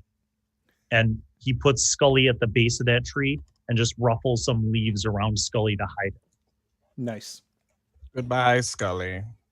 Well, I guess now we're never going to know their story. Yes, perhaps they will not be at rest, and then they will be angry and bring down a curse. Perhaps we'll run into them when we leave. Maybe. I fear we've made a grave error. So the wagons proceed. As you start to get towards town, you can see you pass by the shrine that was talked about. You see like this rock that has a hole in the top, and it's just covered in moss and mold. And you continue to pass through, but the rock, it's large, flat, a cylindrical rock standing 2 feet high. It's got a hole in its center and a bowl-shaped depression off to one side. And so you would know this was that place that was mentioned before. Where they were making offerings, or you said? Yeah, so like sick people would come, and Cookie explained that the sick people would come, they'd leave a coin in the center, and they would take the food off the bowl. And then when people would come, they would actually clean the coins off with vinegar and things like that, and leave food. And so that was kind of how they made sure to take care of the sick in the town. Oh, I see. But yeah, now the stone is nothing more than a moss-covered relic. As you start to head into the middle of town on the wagons, you see simple wooden thatch homes that look identical to one another. They're in a similar state of disrepair. A number of the houses clearly look abandoned. Their roofs collapsed. I thought this was supposed to be a nice place. Looks rather destitute. Etran's Folly, you hear Cookie say, is filled with plenty of wonderful people. I mean, it's really nice, the people treat you well. It stinks. You kind of got to get past that, but it's all right. It's not the worst place I've ever been in. But What's the people the are worst nice. place? What's the worst place you've ever been, Cookie? Oh gosh, I've been in quite a few terrible places in my long, long life. I've cooked for some pretty terrible people. Let's just say that. Oh. Oh, chickens? Oh, Scrim. He loves chickens. As you pass through the Those middle, are great. It's just like Gonzo from the Muppets. So you guys pull in to the feed mill. The wagons just kind of all go there and kind of line the one side of it. And you can see the sign when you come out, like just right there. Feed mill. The only inn and tavern in Etran's Folly. And you notice too, as you guys got into town, people quit in the caravan, or the passengers in the back, when they were talking, they quit calling it Plaguestone and they started calling it Etran's Folly, including the chef who originally was calling it Plaguestone when you guys were about an hour out. Now he's referring to it as Etran's Folly. Cookie. Why did they get rid of the charming name? Go with this boring one. Cookie. People here probably don't like it. Will we offend people if we call it Plaguestone? Yes, do not say that. Just keep that hush hush. Do not say Plaguestone. No. What if we say sick rock instead? I kind of like that one too. You might Sick- bring back some very bad memories. I see. Do not say Plaguestone. Got it. Yeah, bad memories are bad. It reminds me of the time I fell into the bighorn lobster pen and no one knew I was in there and it took them 3 days to find me. I had so many claw marks. I don't want to talk about it anymore. You brought it up, Crick. Oh, I guess I did. You talk about lobsters an awful lot. It was a big part of our upbringing. This is why Scrim likes chickens. Because they're not lobsters? Yes. Checks out. So you guys see the passengers jump out right away, and they go straight into the inn, the feed mill. Kooky goes across the street over to another place. It looks like he's talking to somebody outside, about 30 feet away. You also see Bort goes over and talks to them briefly and hands something to the person. And then he moves on to the next building over. And apparently he must be conducting some business that he's been intending in town, maybe delivering some goods to people. What does the person who they were talking with, what does that person look like? So it looks like just a commoner, human, who probably in like almost like a flannel shirt, and some kind of pants and boots. Probably has some sort of a smock on. He might look like a butcher actually, upon further inspection. And the stable hand at the feed mill comes out. And she approaches you guys, and she says, or not approaches you guys, but she walks right by you guys and asks one of the other people with the caravan, are the horses okay? Was the travel smooth? And you can hear immediately they start talking about the encounter with the wolves. But it does not appear that the horses were hurt in any way. She's like, oh, that's a relief. We've heard about some mangy wolves out there. Again, this is when it's realized that Balthazar's been standing much too close the entire time. Yes, but luckily Durgan saved all of us from the wolves. And the stable hand is a female halfling, by the way. You would love Durgan. He's very strong and tall and saved all of us from wolves. That's Durgan right over there. He's very handsome and points to Durgan. So the halfling woman looks over and she's like, whatever you like is fine by me. No offense. I'm very busy and I don't have time to worry about how handsome somebody is. But I do got to take care of these horses. Did you guys have a pleasant trip in? No, we were attacked by mangy wolves. You were attacked? Oh, and she looks at your arm. Oh, yes, you were. Oh, not that looks... one. This one. Oh, they didn't get that one. That was like that. That's horrid. That's that's my arm you're talking about. Mind your tongue. I mean, what do you expect me to say? You got bit by wolves and some other grievous wound. Yeah, there was rabbit fleas as well attached to the wolves. Balthazar had fleas for a while. You might still have them. Also, acid. There was acid everywhere. Keep Balthazar away from the horses, please. We just don't want the horses getting fleas. That would make travel and things like that very unpleasant, and we don't want to build a reputation for having fleas in our stables. I'm sorry. Oh, should I say outside? I mean, you might be able to go inside and get a bath in your room or something. That sounds terrible. Well, how else would you get rid of fleas and this stench from long days on the road? Yes, from long days on the road. That's what that smell is. That is precisely what you are smelling. By the way, she's like 15 feet away from you. She will not come any closer. The scent is like a force field you run into. Yes. Yes, it's like, oh, that's gross. Oh, no. An NPC's cast stinking cloud to make it smell better. I love it. I think the fleas will die on their own anyway, just as soon as they bite him. Whatever's going through his veins is not. You don't want what I them. got. Yeah, you don't. Nasty ass blood. Yeah. Sister, should we get food? The kind that you like. She's right. You really should try and take a bath. Just maybe.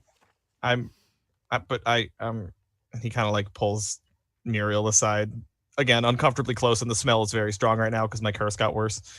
Just kind of whispers like, "I would, but I'm afraid something will fall off."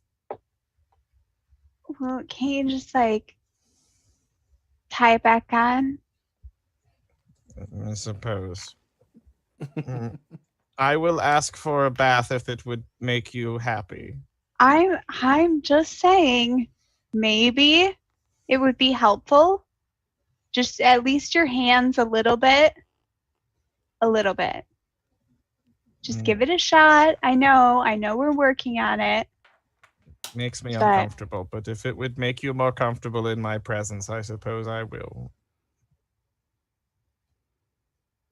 I think it would be helpful. I will go ask for a bath. Okay. Make sure they don't empty the bathwater when he's done, just in case anything gets left behind. Good point, Crick.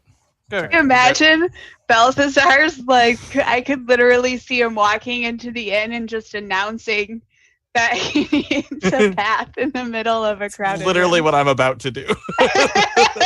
Throw open the door. I need a bath. So I'll assume for the purposes of this that Balthazar is probably last. So who wants to go in first? Well, Scrim is used to going with his brother, and he would definitely let Madame Muriel and Durgan go ahead of him. Okay. So Madame Muriel and Durgan both go in at about the same time. When you guys walk in, you see a woman, human bartender who looks to be busy moving some things behind the bar, like maybe reorganizing and shuffling things around. But something kind of stands out.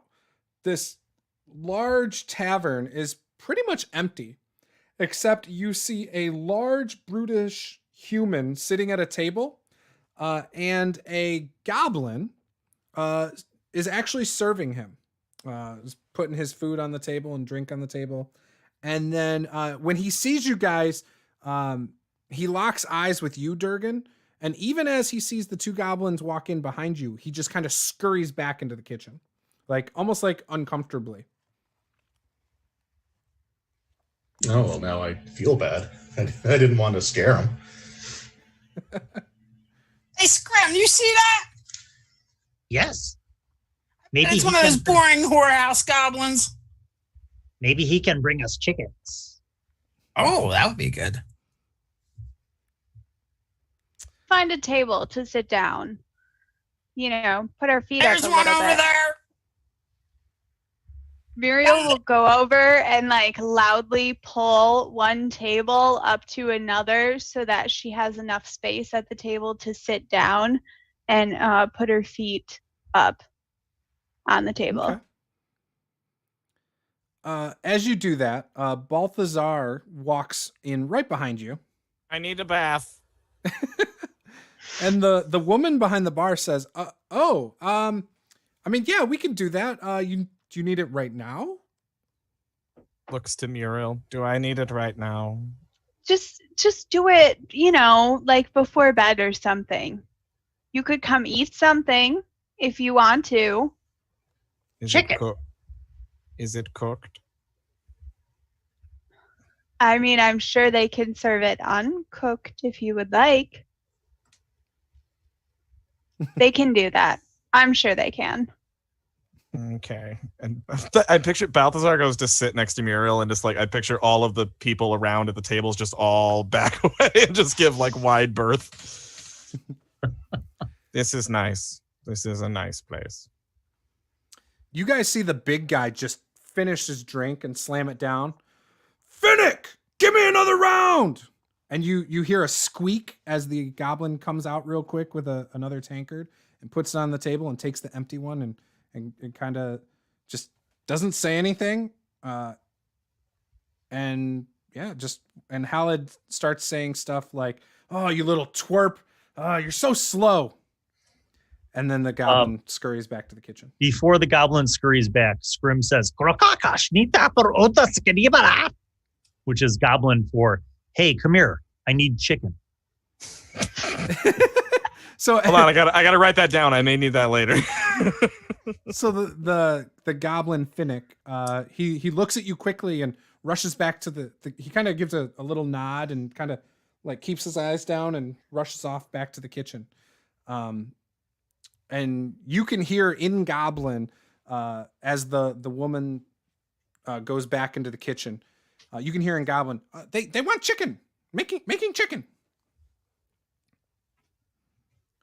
And then the big guy at the table next to you guys, he finishes his meal and then just gets up and starts to leave. And then the bartender comes back out into the room. Scrim gets up from the table and follows the big guy towards the door. Just wants to see where he's going. Okay. In a stealthy kind of fashion. Yep. So when you get out to the door, you can see him making his way south and out of view. Almost looks like he's just heading towards another part of town. Okay. Scrim goes back to the table. Okay. Within a couple minutes, chicken is brought out. As the chicken is brought out, tankards are put on your table. And you are told it's courtesy of Bort. Well, that was nice of him. Yeah, he said to save room for later, though, because he has a plan for a magnificent dinner when he gets back here in a few minutes. Oh, well. These are big cups. Yeah, extra big for you. They're like the size of your head. Where is everybody tonight? Oh, well, this is kind of it. I mean, we don't have a lot of people in town anymore. I know the size of it makes us look like we're an adequate sized town, but there's just not a lot of people in town anymore. Can't imagine why they would leave this type of place. It's probably the plague cute town, isn't it? What did you say? It's the plague? I mean, that's why everyone left, right? Because there was a plague and it made everyone leave. That's why they used to call... I'm not going to call it that because I was told not to. That was a long time ago. He was going to say sick rock. Yes, sick rock, Greg. So they just all left then and never came back, or what? No, most of the people died. Well, they didn't Oh. come back then. The I ones that suppose. are here, I mean, we're the offspring that survived basically from 20 years ago. And we don't have a lot of outsiders who come here and stay, unfortunately. Do you like living here? Yeah, it's quiet, peaceful. I mean, my father's the mayor, so I don't have a lot of choice. Is that an important position? Yeah, I would say so. He makes a lot of important choices here. I see. I think since Bort is in town, you'll probably be able to see some of the other villagers come around too. Anytime we have outsiders, it tends to bring out the people in town. Is it because we are a curiosity? No, it's because there's somebody new to socialize with. We love hearing about what's going on in the outside world. Well, we also perform, you know. Really? You should Yes, put yeah. on a show. Put on a show after What chicken. kind of performers are you? Well, We do a little bit of quite a lot of different things. Yes, we have Strongman. He is dragon blood. Him. And then and we he's have very fortune-telling witch lady is her, Madam Muriel. And then Scrim's brother Crick makes fireworks and explosions and lights. And then that man over there, Balthazar, he tells funny jokes. And Funny, Scrim man. does tricks and Do you- tumbling. Do you want to hear a funny joke? Yes. What is a pirate's favorite letter? R? You might think it's R, but actually it's the C.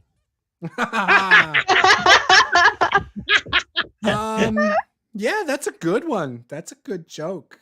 I don't know. Bows deeply. I don't know how well that'll go over, but I mean, I guess that's better than the entertainment we get now in town.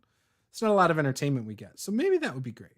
Although Flonk the Bard would definitely, might be offended. I don't know. We'll see. Pirate jokes. He does not like pirate jokes. Well, he's kind of our entertainment in town, and you might step on his toes, but I don't know.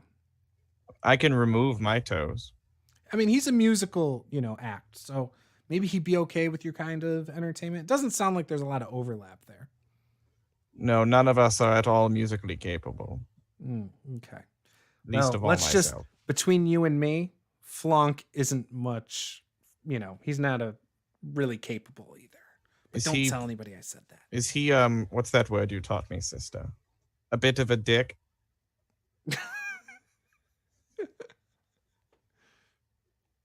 No, I would not say a dick.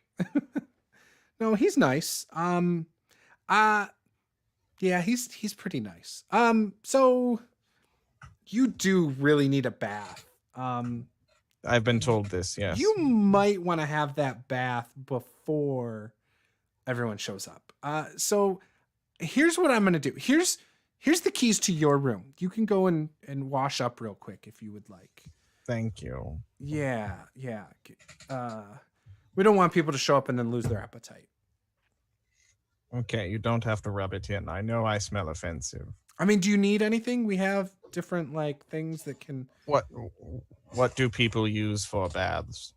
Well, we have this stuff over here that you can make it smell good. It's like a lavender smell. You just put these little round things in there, and they dissolve, and it smells like lavender. That might work. Fantasy bath bombs. Yeah, basically. I don't know. They're path bombs. Here, make sure you take this though. Bort brings these into town every now and then. What do you have for me, sister? I'll dig some soap out from my backpack, and hand it to him, and say, remember we talked about this. Rub it around everywhere, please.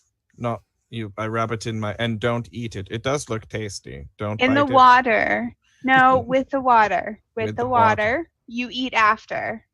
What if I want to clean out my insides too? We'll work on that in the future. Okay. I'm going to take a bath now, he announces to the room. Goodbye, good people of Etching's Folly. I'm off to take a bath. It's been lovely to make your acquaintance. As you say that, Delma looks around. She's like, and she turns to your sister. He realizes it's just me, right? Finnick is in the kitchen. I mean, goodbye, just good left. people. Goodbye. No, he does not realize any of that. Okay. Pay him no mind. Don't worry about him. Okay. Yeah, you're able to make your way to your room and start. There's already a bath ready for you. It's already poured. Full service. And as you were walking to your room, Finnick was up there and runs right past you. Oh. He was apparently setting up the bath for you. Thank you. Is this where I customarily give you money in exchange for services? No. And he just puts his head down and goes real quick. Oh, I must smell enjoy terrible. your bath. I'm sure I will not, but thank you. So you guys are able to hang around for a while, and some appetizers are brought out, like some bread maybe. It's a little bit stale, but it's all right. And Delma is the one who keeps bringing it out. And shortly after a few minutes, Bort and the rest of the crew make their way in. And they say, "Oh, what are you sitting over there at the round table for? Come sit at this long table." And everyone starts sitting down over there who is in the caravan, not the passengers, but the people who work with the caravan. So you see the two human brothers who were helping with the wagon outside. You also have the half-orc woman who purposely sits across from Durgan and does not look at you. Just refuses to look at you. She's trying to play Yeah, but she sits right across from you. There's also I'll take it. There's also a female gnome who you guys know was really involved with taking care of the horses. She's the only one on the way here that never called Etran's Folly Plaguestone, even like when you were at the previous city and stuff. And her name is Glunda Grapeleaf, by the way. Great name. Kooky sits down next to Glunda, and Bort sits at the head of the table, actually right next to Durgan, because you guys kept praising how Durgan was the one who fended off the wolves, and when he's sitting there, he's like completely oblivious to. Yes. Oh, you have no idea. You have such a reputation. I appreciate so much what you did, Durgan. As your friends call you, Dragon. That's a suitable name. You are a great warrior. Thank you so much for fending off those wolves. We couldn't have done it without you. Oh, I appreciate the sentiment, but the thanks goes to all of my companions. I mean, I appreciate you sharing the, that's great. And he goes on to tell you some great tales. For example, and as he's doing this, Balthazar, you're able to come downstairs after your bath if you want to. Are you wanting to join the table again? Balthazar is just in the bath. It's just like pain, just like just the smell, all the lavender and it's disgusting. Worse than the acid. Much worse than the acid. And he takes a long, like way too long, up there in the bath. There's probably plenty of conversation happens before he gets back down, but he gets out of the bath, looks back in the water to make sure he didn't leave any bits behind in there, kind of like wades through, making sure the water is just absolutely like sickly brown sludge at this point. And Balthazar comes back downstairs just like in a towel with his hair done up in like a towel turban, and just sits down at the table like, my clothes, I believe, carried the same scent as me, so I decided to not put them back on my body. Nice. I mean, What are the chances that the perfumes did anything?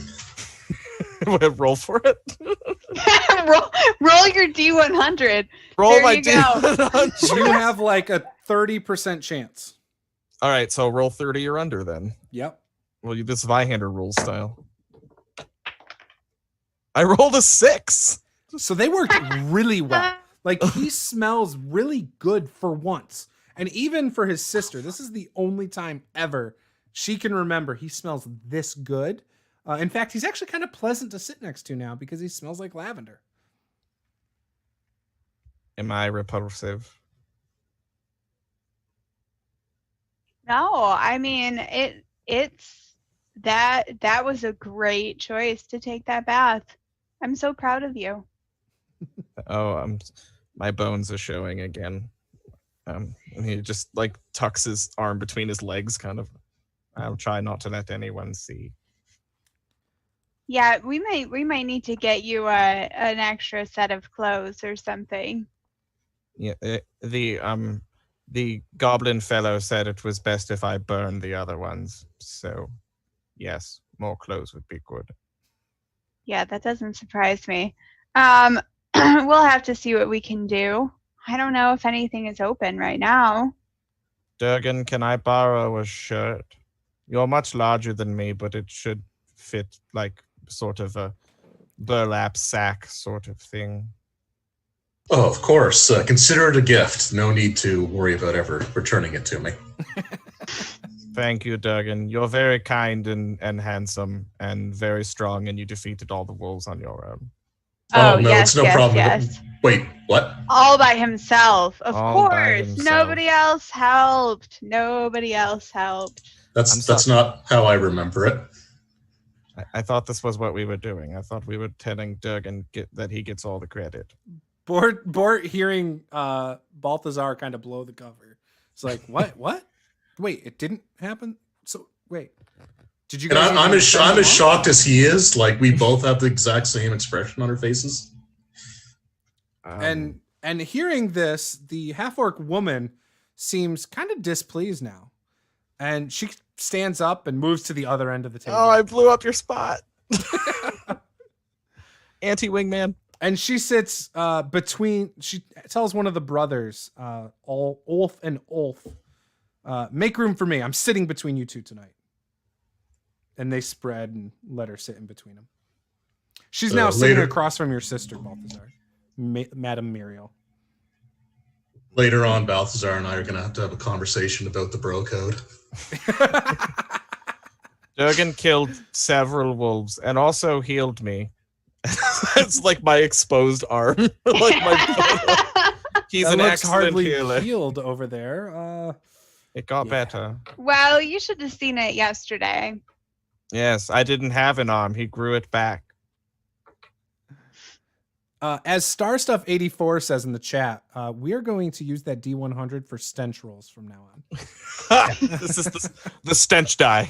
Yes. Yes. And I think 30% is just a good number to always try to beat. Good baseline, yeah. Yeah, it's not too big, not too small, you know. Yeah, all right. Big. It's So still in essentially- favor of stench. We'll never be able to hide from something with the scent ability. Well, you know, it's funny. I have the ability. I actually have the ability imprecise scent. Right, you smell things that don't stink. Oh, I smell things. Yeah, I smell things easily. Yeah. Yeah. And like a Well, you wouldn't even notice your own stench after a while. No, it's so. totally. No. Yeah, it's baseline. Yeah. Yeah. So as you guys were having this conversation, a few farmers made their way in, and the bard that you had heard about actually goes and sits right next to Bort because the fireplace is really close to that, and he starts tuning his instrument. And as he's tuning it on his lute, you notice 2 strings are missing. And he's real colorful. He's got like a purple and gold, outfit, almost like the Los Angeles Lakers colors, very vibrant colors. And he's he's tuning his instrument. If anyone even like mentions anything, he's totally focused on what he's doing at this moment. But yeah, his lute's missing a couple strings. Again, farmers have made their way in, and you see two new people seem to be serving the farmers. And they are... Let's see. Juice, how many strings are on his instrument? I don't know, but two of them are missing. Oh, okay. It's just like, this loop. is extremely similar to an NPC from a Wizards of the Coast adventure. Oh, is it really? Yeah, named Three Strings, who's a bard who's terrible, who only has a lute with 3 strings. Well, I made up the part that he's terrible, just because he's okay. missing 2 strings. All right, so that part's all you, yeah. But he doesn't know a bunch of songs according to this.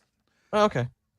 So one of the people who's serving is a male human, and the other one is a female human. And they are serving some of the farmers and stuff.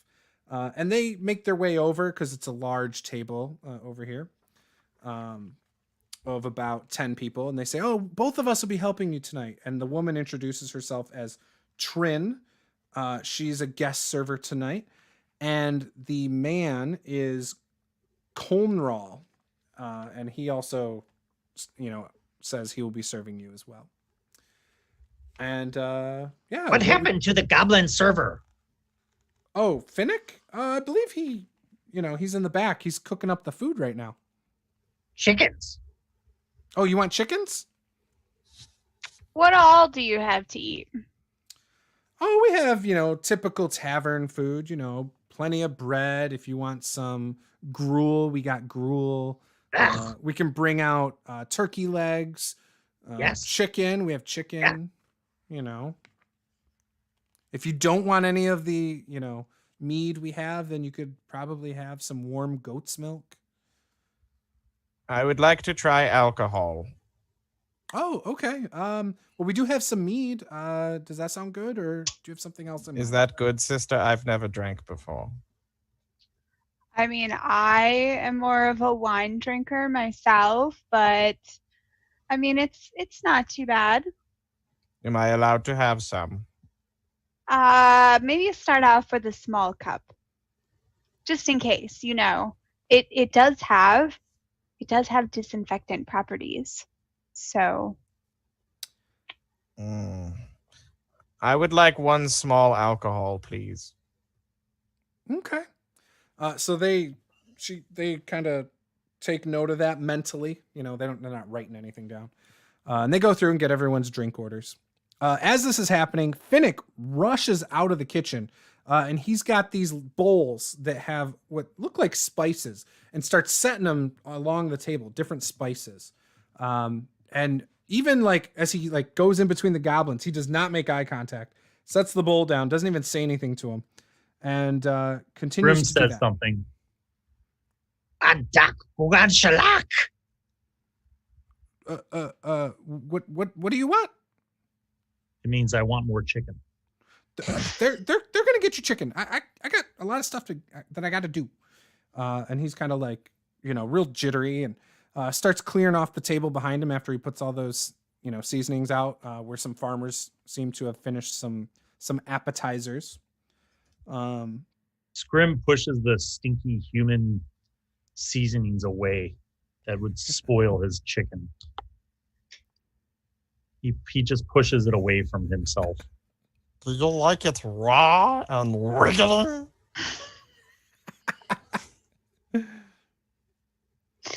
What are we supposed to do with these bowls of spices? Oh, and you hear the waiter and the server speak up at the same time. Well, it's, if you want to adjust your food, you like some different spices. And you looking at the spices, they're all pretty bland. They're not anything to write home about, And then Finnick, you see a human, step out of the kitchen. Finnick, I need you back here really quick before you leave. And he goes back into the kitchen.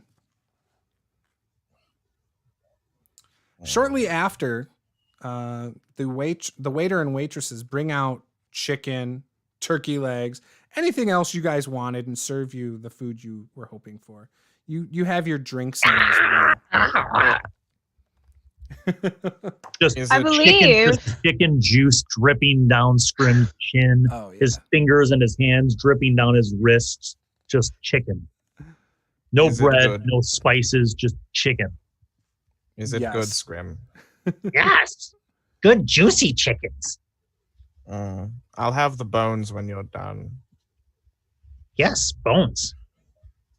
He's Scrim will share with you. Balthazar's just crunching chicken bones.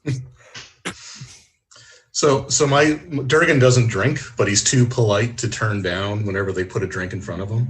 So whenever they do, I just sort of slide it towards the goblins. Oh no, drunk goblins. Scrim doesn't like human food. He doesn't like and mead to Scrim. Mead is like might as well be elf wine. He's not down with it. Ugh. He only drinks the rot gut alcohol, which is basically like grain alcohol that the goblins make, like their own moonshine. Bathtub gin. Yeah. He doesn't like Love it. human. He doesn't eat bread. He doesn't eat vegetables. Think I slide it to Crick then. does That's cricket? because Scrim doesn't know how to use it. And I dip my chicken in the meat and then roll it in the spices. Yes. Oh, I think Balthazar takes like the tiny glass of mead that probably his sister like puts in front of him, and he like smells it, and then just pounds the entire thing. I would like another. So as this is all going on, you see a guy at another table who is very deep into his cups. He's leaning back dangerously in his chair. And you see one of the farmers gambling and getting drunk with Ulf and Ulf, who have made their way away from the table now and are hanging out at a different table. You guys are about mid-meal at this point. And the server, towards the end of the meal, just as dessert of warm turnip porridge is being served, Colnral accidentally bumps into that farmer as he is sitting down with another ale, causing the farmer to spill all over himself. The farmer stands up and starts yelling at Colnral. Seconds later, the farmer begins throwing punches and knocking over tables, and a bar fight erupts in the common area of the tavern. There is not a single first session of an RPG that is not made better by a bar fight. So everybody, like farmers and stuff, just start battling it out. What do you guys want to do? Anyone who wants to partake, let's roll initiative. Actually, everyone just roll it. It'll be Yeah, a what the hell? perception check.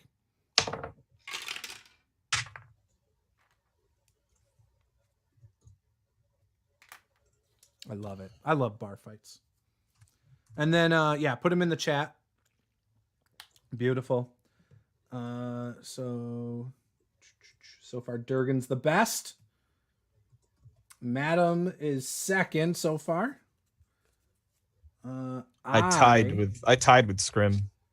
I don't know how we break ties on this. Scrim wins. I think it's based on Dex mod, or you can just choose you amongst just yourselves. choose.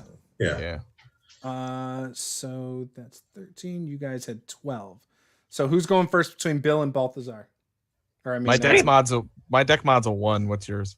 Scrim. Scrim's Seven. going first. Oh, 1, shit. 2, 3, 7. All right. So the amount of people who have busted into a fight is there's a lot of people. So, well, not a lot, but a few. 14 local farmers. And then a couple Big caravan farmer fight. members. Damn. So Ulf and Ulf will jump in on it too, I think. Yes. And all the people who work here kind of step back against the bar and just try to stay out of it as much as possible. So with that, Durgan, the most sober one here, what would you like to do? Unless nobody Well, else is when, working. at first, when I thought it was only like a couple people starting, I was just going to try to break it up. But if there's 14 people, Yeah, it's a brawl. Yeah, I'll just start trying to separate. So I'll find like the group with the two largest people fighting each other, and I'll try to like grab them and pull them apart from each other. Yeah, it's a dozen drunken farmers in a gigantic brawl. Okay, so And the whole whoever room is difficult terrain, by the way. But I that won't figured. matter. So I'll move towards the I guess the first group I can come across, and just grab them and pull them apart and just try to get them to calm down.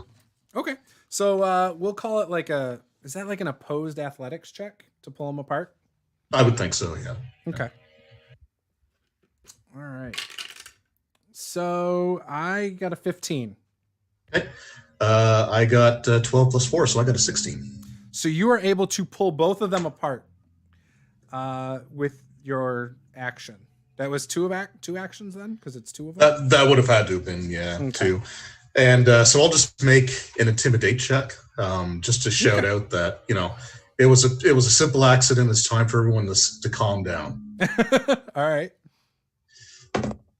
And that's probably not going to work because that is a total of 8. And I'm going to use a hero point actually. So okay. Yeah. So I'll use that. I'll re-roll. Well, that's better. That is 22. I'm going to use a will save for that. I don't know if that's what I'm supposed to do, but okay. So yeah, you critically succeed. So these two definitely go, yeah, you're right. And they kind of, compose themselves. Meanwhile, the other 10 continue to fight. So I basically let go of them and just kind of like set them down, and I'll see if I can do that more next turn. You see, yes. Okay, so that's fine. Madam Marielle, what are you trying to do? So Muriel has been, kind of just sitting at the table chatting with these guys with her feet up. And she leans forward. She picks up a turkey bone or a drumstick, Okay. rolls it in the spices, leans back in her chair, and eggs on the guys in front of her that are fighting, and yells to one of them, "Are you just gonna let him do that? You're just gonna let him get away with that? You gotta give it to him, man." And she takes a bite of her turkey and puts her feet back up on the table.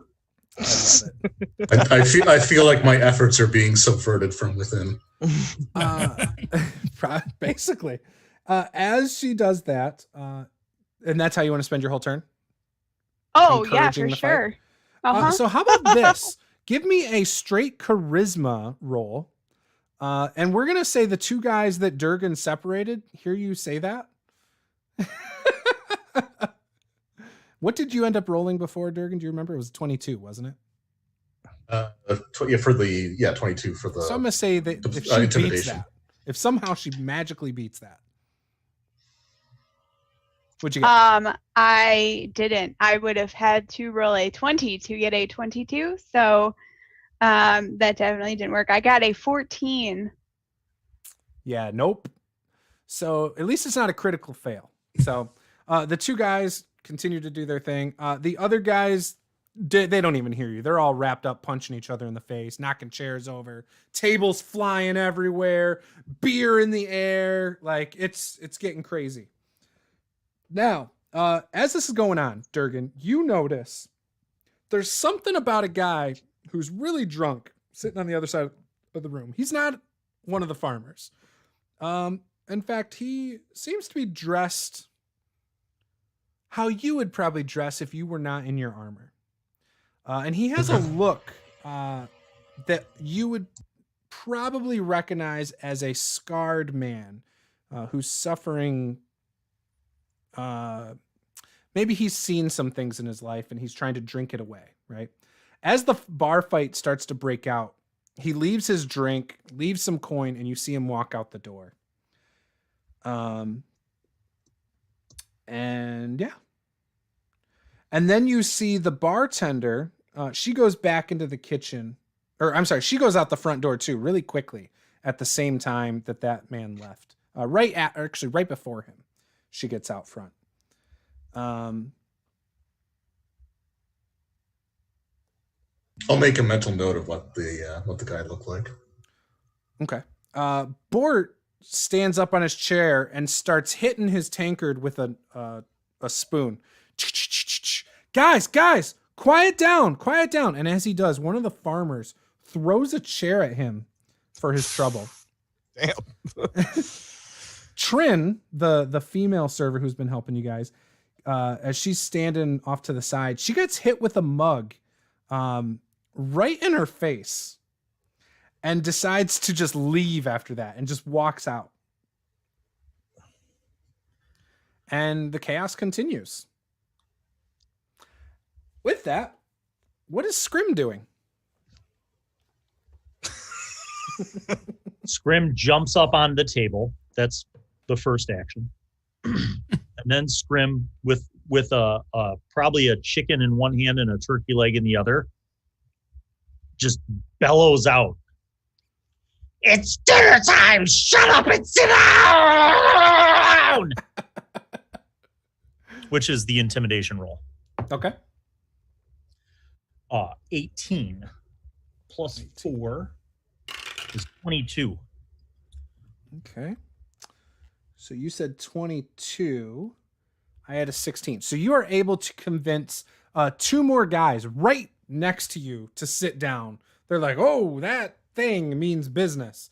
And they kind of separate and they're like, "Yeah, he's probably right." So now 4 of them are kind of off to the side, like, you know, ready to sit down kind of thing. Like they've stopped fighting, but there's still 8 that are still involved in the massive fight. Is there anything else you would do, since basically all you did was scream? Yes. Okay. Scrim will pick up one of the bowls of the gross human spices and frisbee it at one of the people fighting. Okay. And that is a complete and utter miss. I rolled a 1. Oh. So when you chuck it, you actually hit a glass bottle that's behind the bar on a shelf that is probably the premium liquor, and shatter it. And Bort says, "What the hell are you doing?"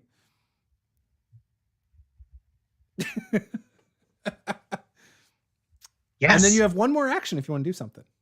I jump over. I'm going to make an acrobatics check to see if I could jump to the bar Yes. and lick up some of the premium alcohol. Okay. Ooh, that is not good, despite my amazing acrobatics. That is a total of a 12. So you go to leap up onto the bar, and as you do, the bottom of the bar hits the top of your knee, and it doesn't hurt, but it wasn't pleasant. It doesn't do any damage, but you don't get up over the bar. You're just like, Okay. too short. Okay. Done. And now, Balthazar, it's getting crazy up in here. The bastard is in the tavern. How many are left still scrapping? 8. 8. All right. I got 2 things I want to do. Number 1, I want to find a guy in that group that looks like he's losing in the fight. There's a guy in a headlock that's getting punched right in the face, like Nolan Ryan in the 90s against, I don't remember who it was, but I actually know exactly what you're talking about. Yeah.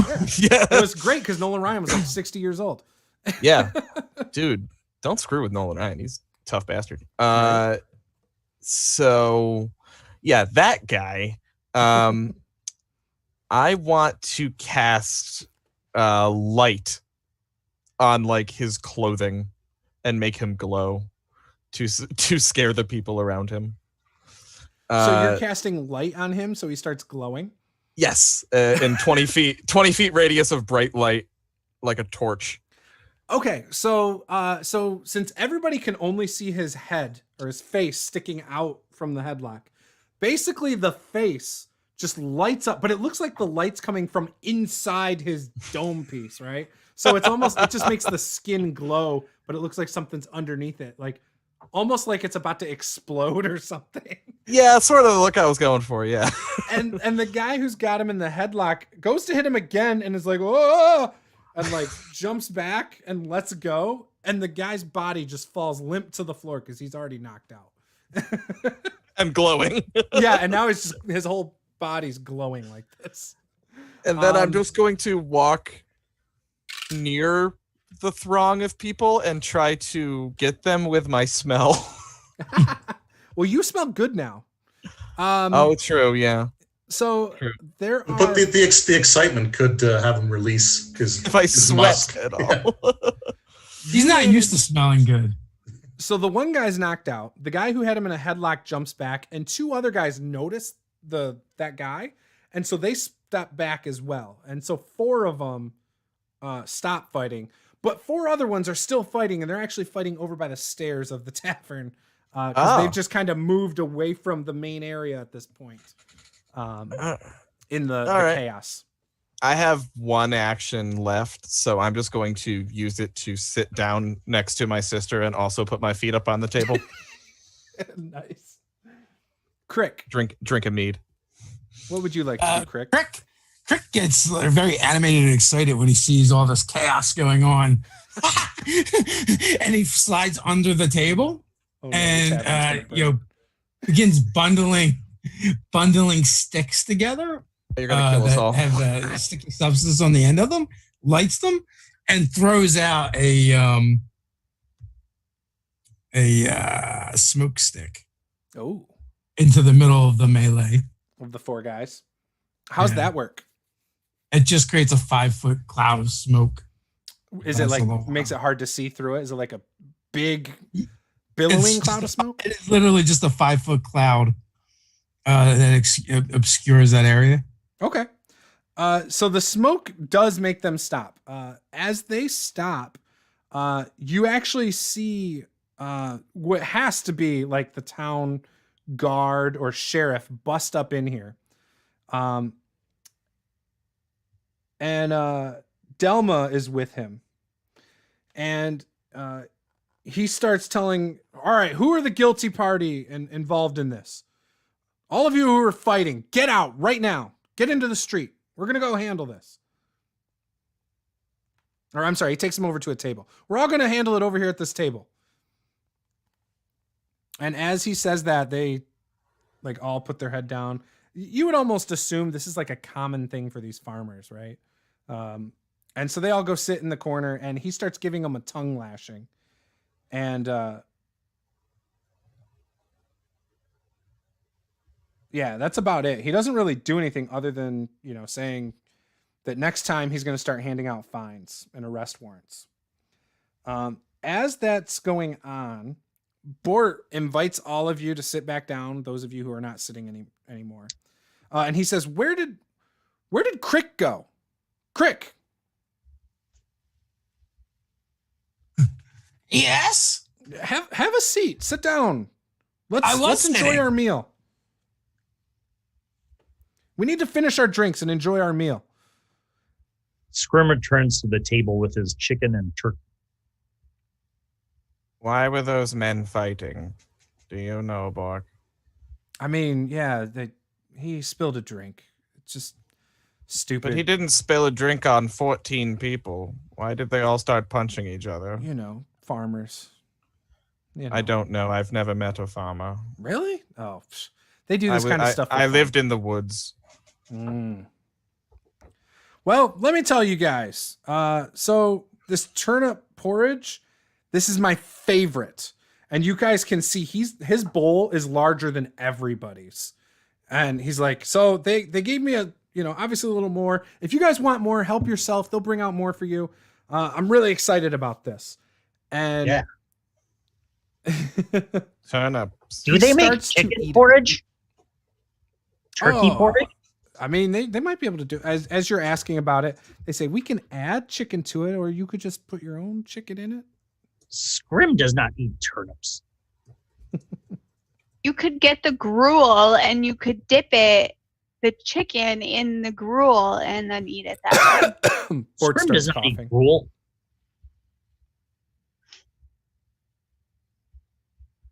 Scrim goes back to finishing off the little pieces of meat that are left on the bones, and then he hands the bones over to Balthazar. Yeah, Scrim's on an all chicken diet.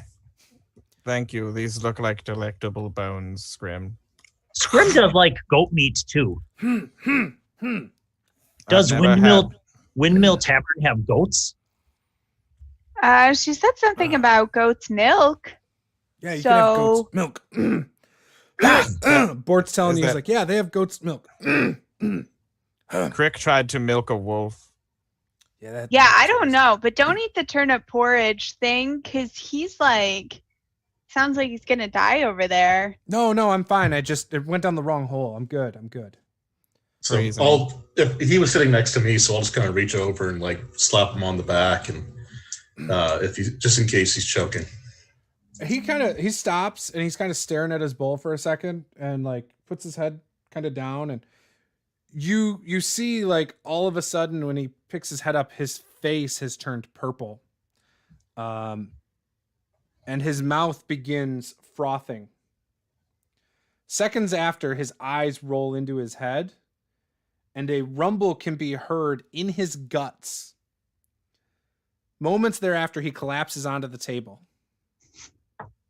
Balthazar right stands into his over him. porridge. Balthazar stands I'm over him and says, glad I didn't have the porridge. is it good, Bart? And as you say that, we're going to end the session right there. Oh no. Don't eat the I'm definitely picturing this as very Spaceballs, like there's about to be an alien that jumps out of his stomach and dance on the table. Hello, my Yes! lady. Hello, my dog. You never know. Yeah, it could be. So, yes, we're going to end it right there. Yeah. Yay! I enjoyed Yay. it so far. This is a lot of fun. It was enjoyable. The rules are not that bad. I'll admit. So I was far, really not nervous. overwhelming. Yeah. That's how I feel. So I'm loving it. They're not as intimidating as they look. Yeah. And that's how I felt beforehand. It's just this week, the first session jitters got me. I'm like, oh crap. Yeah. I don't know this system like I know the other systems I run. I mean, I've heard it's greatly simple. I never played Yeah. first edition Pathfinder, but I've heard it's greatly simplified from first edition. Is that Yeah. essentially correct?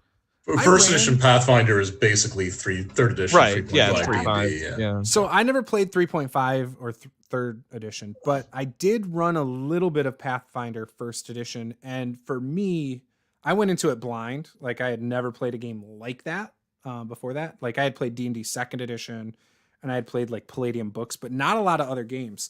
And so when I first did Pathfinder first edition, it was overwhelming. I felt like I had to look up a ton of rules and like I was screwing everything up. And so I just didn't like it at the time. I wasn't ready for it.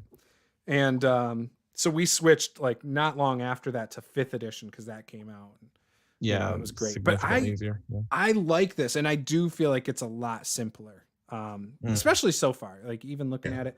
In fact, the thing I'm actually more dealing with now is there's so many NPCs. So that's why over here I'm like looking down and flipping through the book because I'm like, okay, wait, what was that NPC real quick?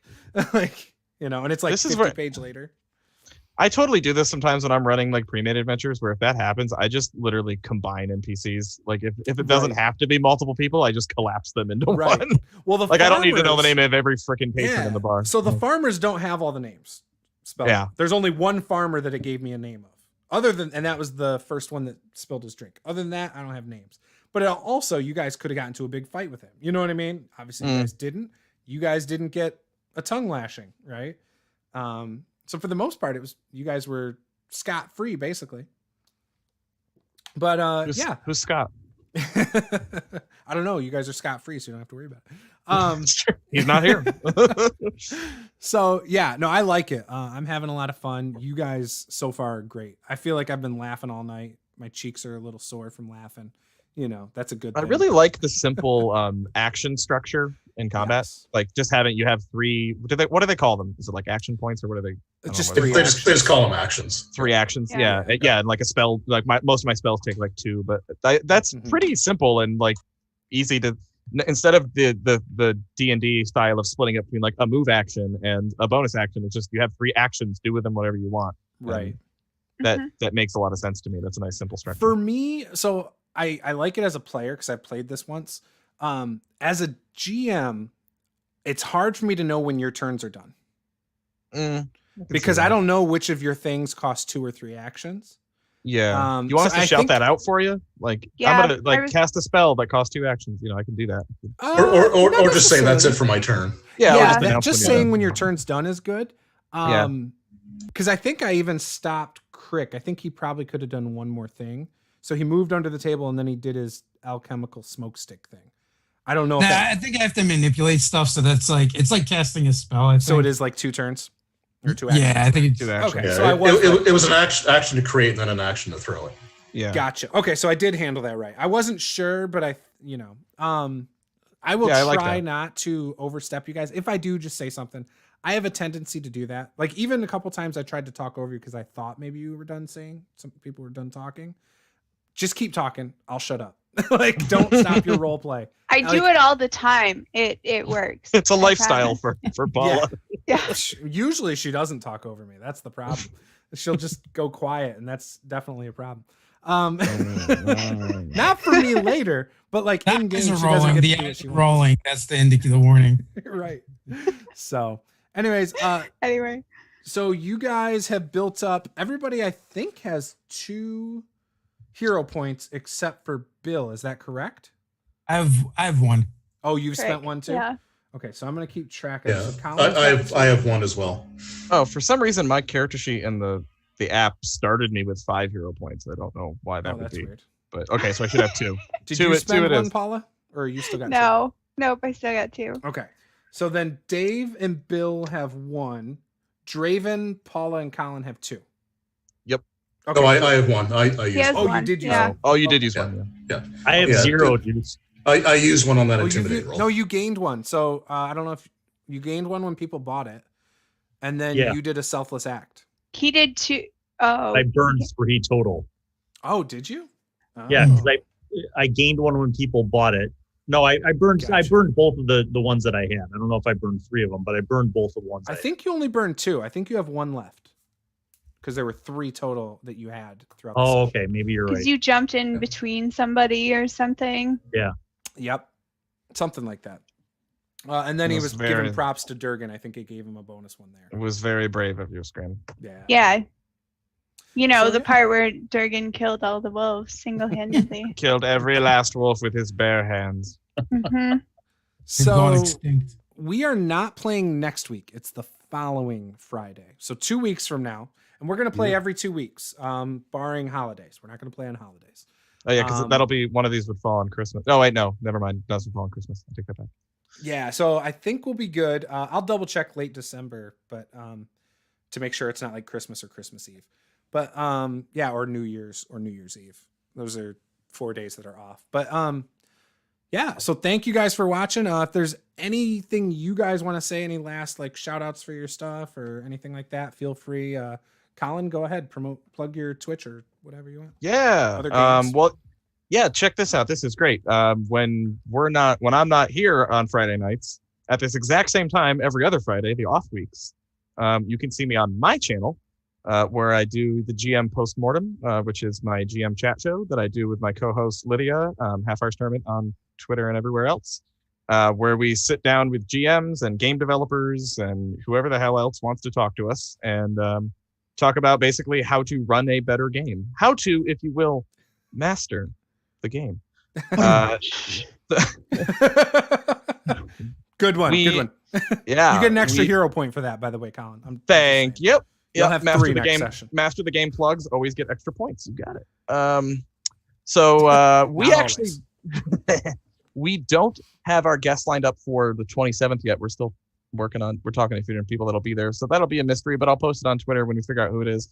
But then 2 weeks after that, on the 4th of December, we're going to have Jonathan Fry on as our guest, who is a fantastic GM and game developer who wrote the Terror RPG that he's been playtesting for a while now and is looking to do a wide release on it. And I love that game. It's absolutely brilliant.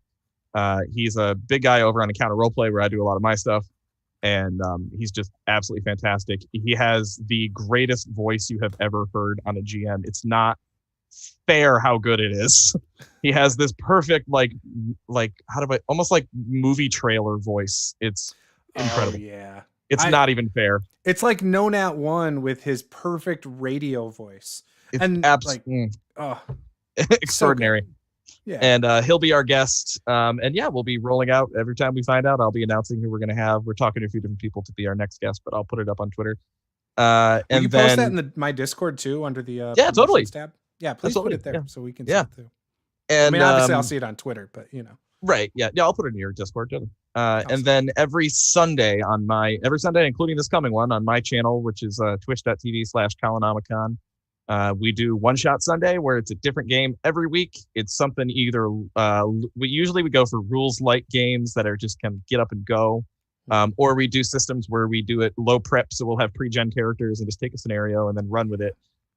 This weekend we're doing this Sunday at 7:00 on my channel. We're doing Estate, which is this awesome cyber Victoriana setting that is by Handiwork Games. It first came out in 2004, and they have their second edition coming out soon.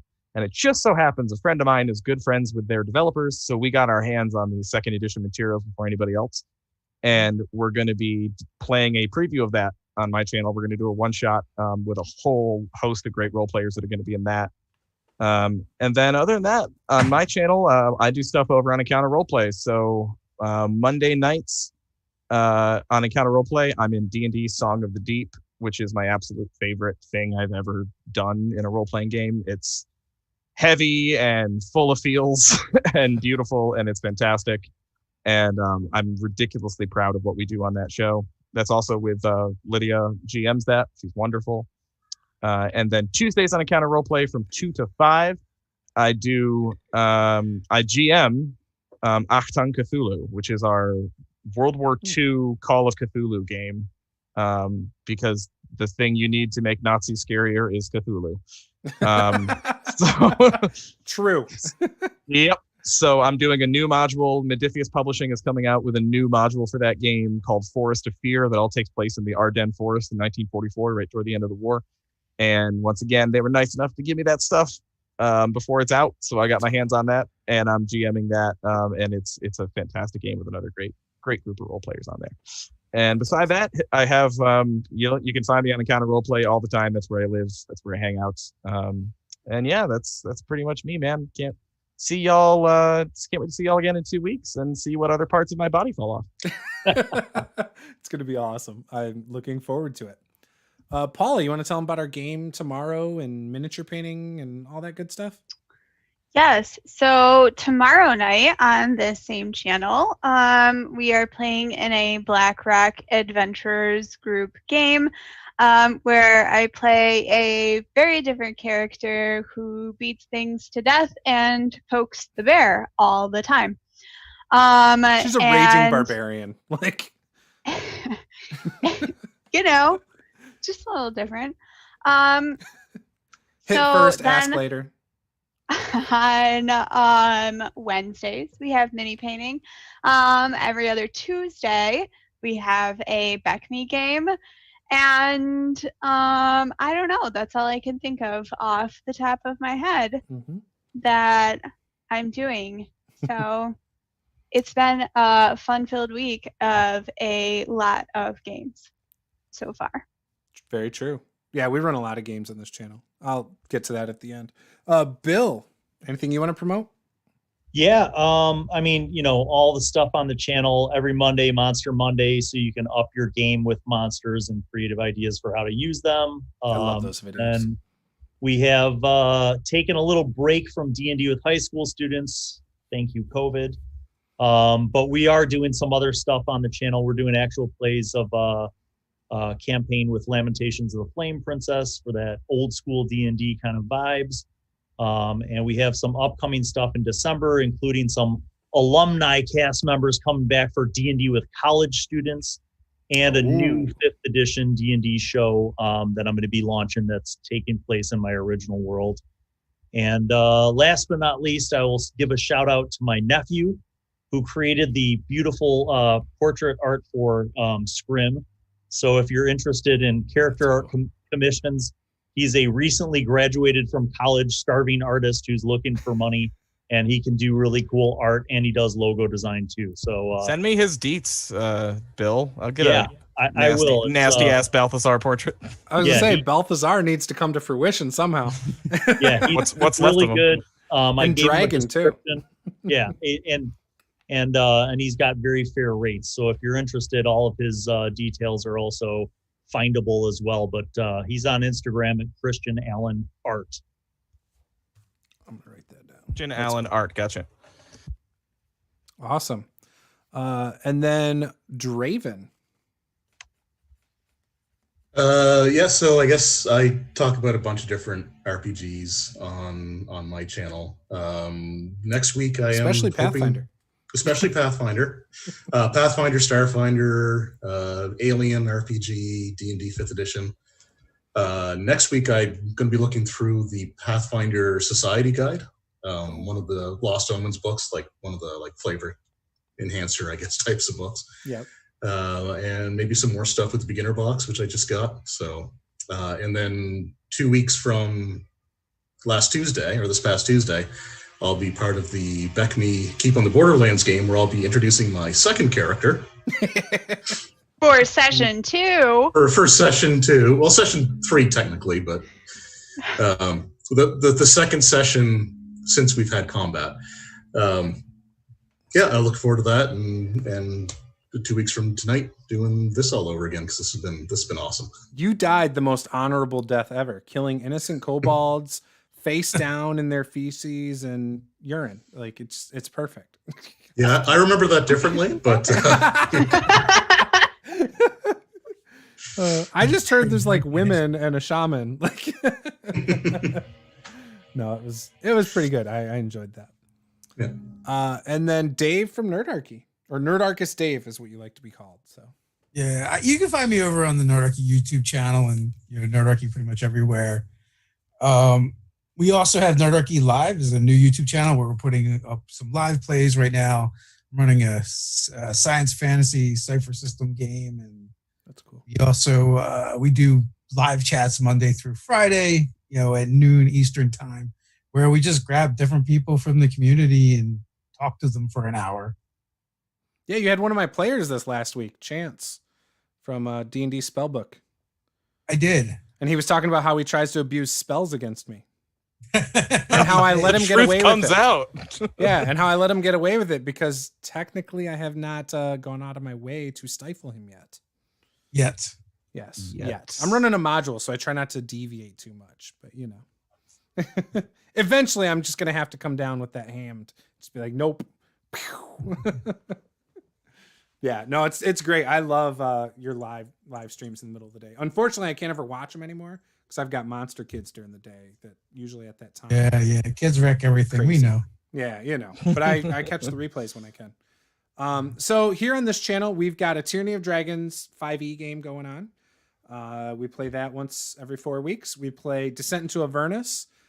So Tyranny of Dragons has some YouTubers on it. Chance's D&D Spellbook and Guide to Pathfinder. He's a player. We got Roll Stats. We've got BN Drake, and then Paula and Martin. Then we play Descent into Avernus with Luke from the DM Lair, Nate from WASD20, Jake from Mini Terrain Domain, and then Paula. We're getting pretty far in that. We're almost out of chapter 1, finally, a year into the game. And it's getting really good. We're really cruising. We've only played 12 sessions, 13 sessions. But with that campaign, we are going to be extending the hours we play. So that's going to be the first game we try running as early as 8 up till midnight. So a 4-hour session. Right now we run about 8:30 till about 11:30, just like this game tonight. We also have the Blackrock Adventures game, which is a homebrew game. That's tomorrow night. And that was an in-person game that we have ported over to online. So we've brought a couple people who live out of state. Tom and Laura, who you sometimes see on Encounter Roleplay, they play in that game. That's going to be awesome.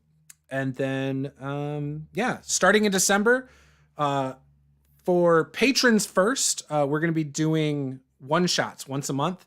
We're starting with Palladium Books Riffs in December and offering it up to patrons first, $10 and up. And then we'll go to $1 and up if we can't fill the $10. And then if we can't fill from that, I will pull from Discord as well. So if you're interested in playing some old school 1990 Palladium Books riffs, throw out all the rules, and just have some fun, then that sounds perfect for you. You'll probably want in on that game. So again, you can get more information on Patreon or over in the Discord. And then in January, we're going to make it, I think, Dragon Age. I'm going to try to run that for the first time ever, and we'll see how that goes.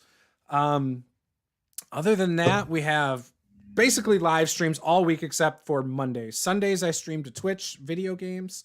So follow me on all the stuff. All the links are below. And that's it. So thanks for watching. This is Master the Game. I'm Juice. Game on.